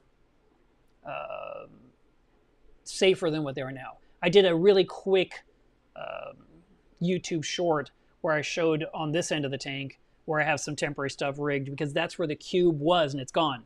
When the new cube goes up, and that stand will be a dry stand because the plumbing will go to the fish room and into the sump. I am planning to put some electrical underneath, and I want to have some shelves in there also to store things like my test kits, some of the additives I use regularly, maybe some of my acrylic stuff I use, like the floater box to look at the tank from above, because those are always sitting out and they always get dirty just sitting there. And then when you want to use them, you're like, oh, I have to go rinse it off. But if I can put it in that cabinet and close the doors and they stay clean and dust free, then I'll be able to pull it out and use it immediately. That'd be a really nice thing to be able to do.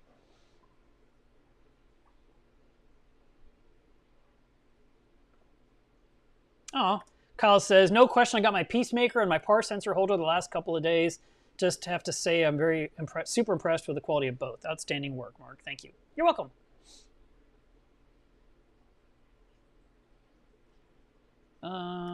TMRV says, does anyone use the plastic green plant tape to hold together cords?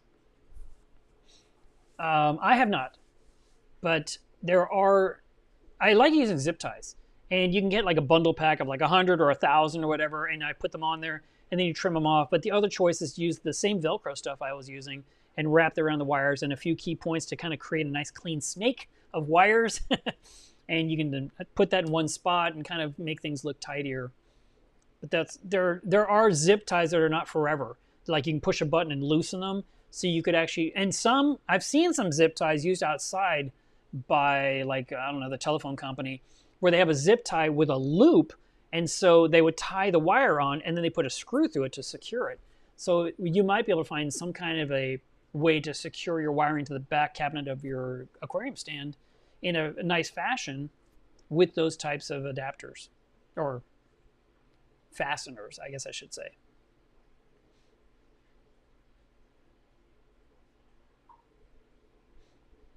Aw, Reef with Me says, I don't know how to show my gratitude. I'm very grateful as I've been worried about my nest. Thank you moderators, and thank you Adaptive Reef. That was very nice. And yeah, post pictures of your before and after.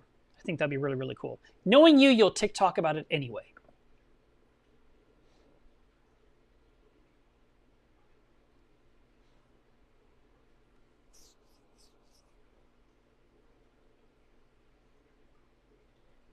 Lincoln Town says, I met my first reefer friend today. His name is Tim. He might be here.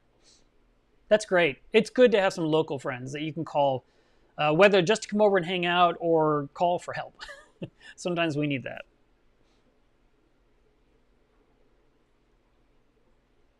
Let's see.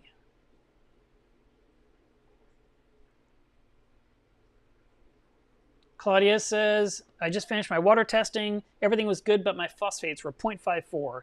You sound like you need some phosphate RX.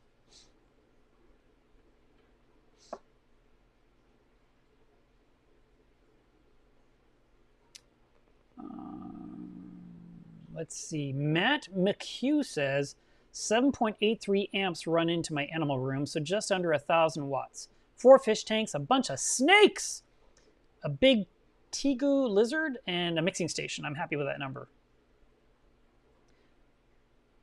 I take a tester and loop it on the hot wire in the panel to show me the entire room. Yeah. Yep, I could see that.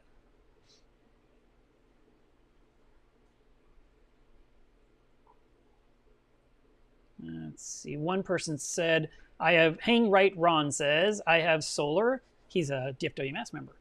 And I have solar and it runs my house in Reef, but you have to have batteries to store power for days when there isn't any sun. That's true. Yes, dynamite's an option. I just don't know where to buy it. But wouldn't that be cool? Is that on Amazon? I did not measure the mangrove vase. Oh, I did forget one puddle of water in this house. I thought I got them all covered. But it's using a tiny C-shaped pump that probably pulls 3 watts of power.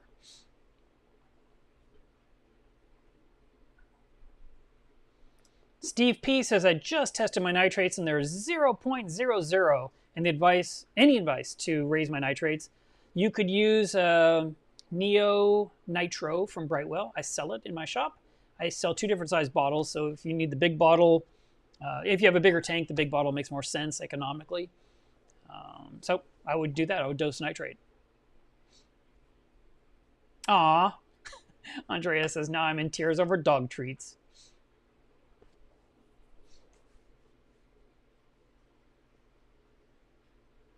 Let's see.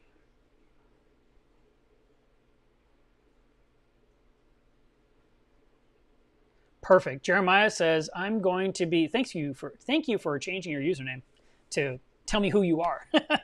He's one of our moderators, y'all. I'm going to be building a stand for my 75-gallon system soon, which will have 2 cabinets off to the sides, one side for my top-off reservoir and the other side for my electrical. All of this is helping me to plan it. Oh, that's good. Awesome. Justin Adams says, sorry for the slight heart attack I gave you with my picture. The water hose right next to the power strip. Yeah, what was that about? Oh, and then the cable management raceways, those tracks I was talking about, those things are neat. I've seen them at Home Depot. I've never tried to actually use one. I've also found like some kind of a black, I don't even know what to call it. It doesn't stretch. It kind of like encircles with like a slit down the entire thing, and you can put wires inside it and kind of wrap them into a snake-looking thing. And I'm sure there's a better name for whatever I just tried to describe so badly. But I've used that on occasion where I had like low voltage wiring going somewhere and I wanted to protect them from any kind of wear and tear. Conan says, what kind of beer do you drink? I like Shiner Bock. That is a good one. Thomas says, does Reef Trace give you an option to select Hannah for your magnesium test? Because I went there and I'm not seeing Hannah as an option. I'm only seeing Salifert, Neptune system. I'm not 100% certain, Thomas. I don't know. Stubham says, can you play a song in the background? I don't think I can. But sometimes I use music in the background for the edited videos, but not for live streams. Gotta keep YouTube from getting mad at me, you know? If I just ran random music, they would say, okay, you can't monetize anymore. And since I do get a little tiny bit from YouTube each month, I like to keep that coming in. It helps pay for more merchandise to put in my shop to sell to you guys. Oh, good. Claudia says she has the Phosphator X. There you go. All right, let's do another slide. I've got another slide here waiting. You guys have been waiting for this one. It is time to remind you that today's Saturday. It is Water Test Saturday. We test our tanks to make sure that the water is safe for our livestock so that our critters will not only be healthy, but thrive. And so I have consistently encouraged you to test every single Saturday.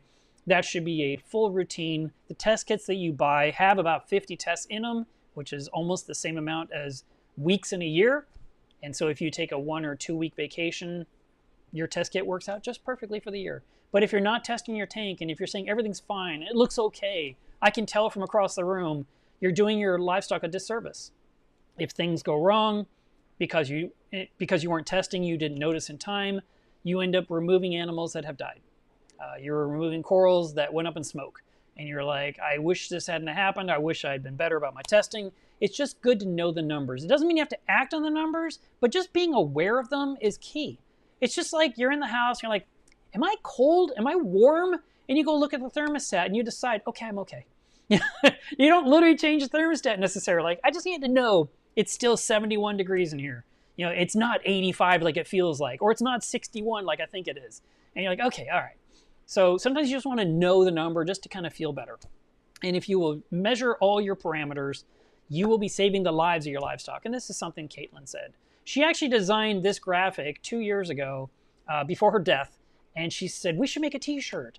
And she went into Canva and she drew it up, and she sent me a screenshot, like as a text, like, look what I drew. I was like, hey, that's awesome, I love it. And then she sent me another one too. So anyway, I was going through some text from her recently, and I saw that graphic, and I sent it to I'm a Reefer and said, could you please print this on a shirt? And he said, sure, send me the graphic. Well, I don't have the graphic. I have a photo of a computer screen of the graphic she designed on her own thing that I can't log into, so I don't have it. I was telling another friend about it, and he says, I can do that in AI and Adobe Illustrator in 20 minutes. And while I was on the phone with him doing a video chat, he literally matched what she did, like same fonts, same test tubes, same bubbles, everything, and put her name at the bottom. And so I'm a Reefer is going to make me a shirt like that I can wear. And I'll stick it on the website in case you guys want to order one too. I'm thinking maybe make these as stickers, or maybe it'll be the next coaster that I give away with all the orders that go out. I don't know. But anyway, we now have a nice official graphic that she designed herself that I think is great. So I encourage you guys, please do test your test your water to make sure that your tank is going to be okay. Let's see. Justin says, does the Kessel H380 have a height recommendation for the refugium? I've ordered one and I don't want to blast the Cato with the power of the sun. That's a good question. I don't know that there's a certain number, but I do believe that light is adjustable. So, you know, the normal answer is if you have a par meter, you can measure and see what it is. What you can do is start with a low number, see how the plants do, and turn it up once, a little bit each week. And, finally you might find that you can run it full blast. But, let's avoid the power of the sun initially and let your plants kind of get stabilized. And then once, they are doing well, you could add some more. And remember, the keto needs to be turned over from time to time because the top will be green and the bottom might turn white from lack of light. So by turning it, the entire steel wool looking thing will be green all over. And then about once a month, you should take out about 25% or so it's called culling. And you remove that and you pull apart what's left to encourage fresh growth. So it keeps using up nutrients in your system to keep nitrate and phosphate lower. All right. James says, I'm late. Who won the control boards today? Well, James, you weren't one of them. The 5 different winners were announced throughout the stream, and they all claimed them. So it happened. Andreas says, stickers, coasters, shirts, mugs. Yeah, that's not a bad idea, too. So that could happen. All right. The nice thing about I'm a Reefer, Pam just said I could buy 2 of those shirts, maybe in a purple and one in a blue. The thing with I'm a Reefer is that they will let you pick whatever size you need, whatever color shirt you want with the graphic of choice. So it's not like you have to buy this white shirt with that graphic because that's what I picked, because it could work on anything. It just comes out to how it's printed and how it looks against the background, I guess. But yeah, so that's that. Estonian Reefer says, have you done your water test yet? No, I was setting up for the live stream. I'll be doing them this evening. So I will be sharing them in a future time. But normally when I test, I write them down and I share them on the next stream. This was from last week. So that's it, guys. I hope that you enjoyed this week's live stream. Congratulations again to the streamers. Thank you again, Adapter Reef, for giving them. And also, there are some of you that are members of the YouTube channel, and I just want you to know I have not forgotten you. And I will do something for you soon because you have been doing a small donation monthly, and I need to give you guys some love as well. So if you are listening to this and you're hearing this at the end of the video, just know that I still appreciate your supporting this channel. And I will not be doing a live stream next weekend, y'all. So I am going to be driving to Arizona. There will be no live stream next Saturday. That will be the same day as Reef Stock in Denver, Colorado. But I will be spending time with my father, who will be celebrating his 90th birthday, and I'm not going to miss that. So I'm driving out there to see him, and I'll spend time with family for a couple of days, and then I'll come back. So next Saturday, you guys still have to test your water and take care of your reef tanks and all that, but I will not be online with you. So enjoy the rest of your weekends, and I will see you guys in 2 weeks. Bye.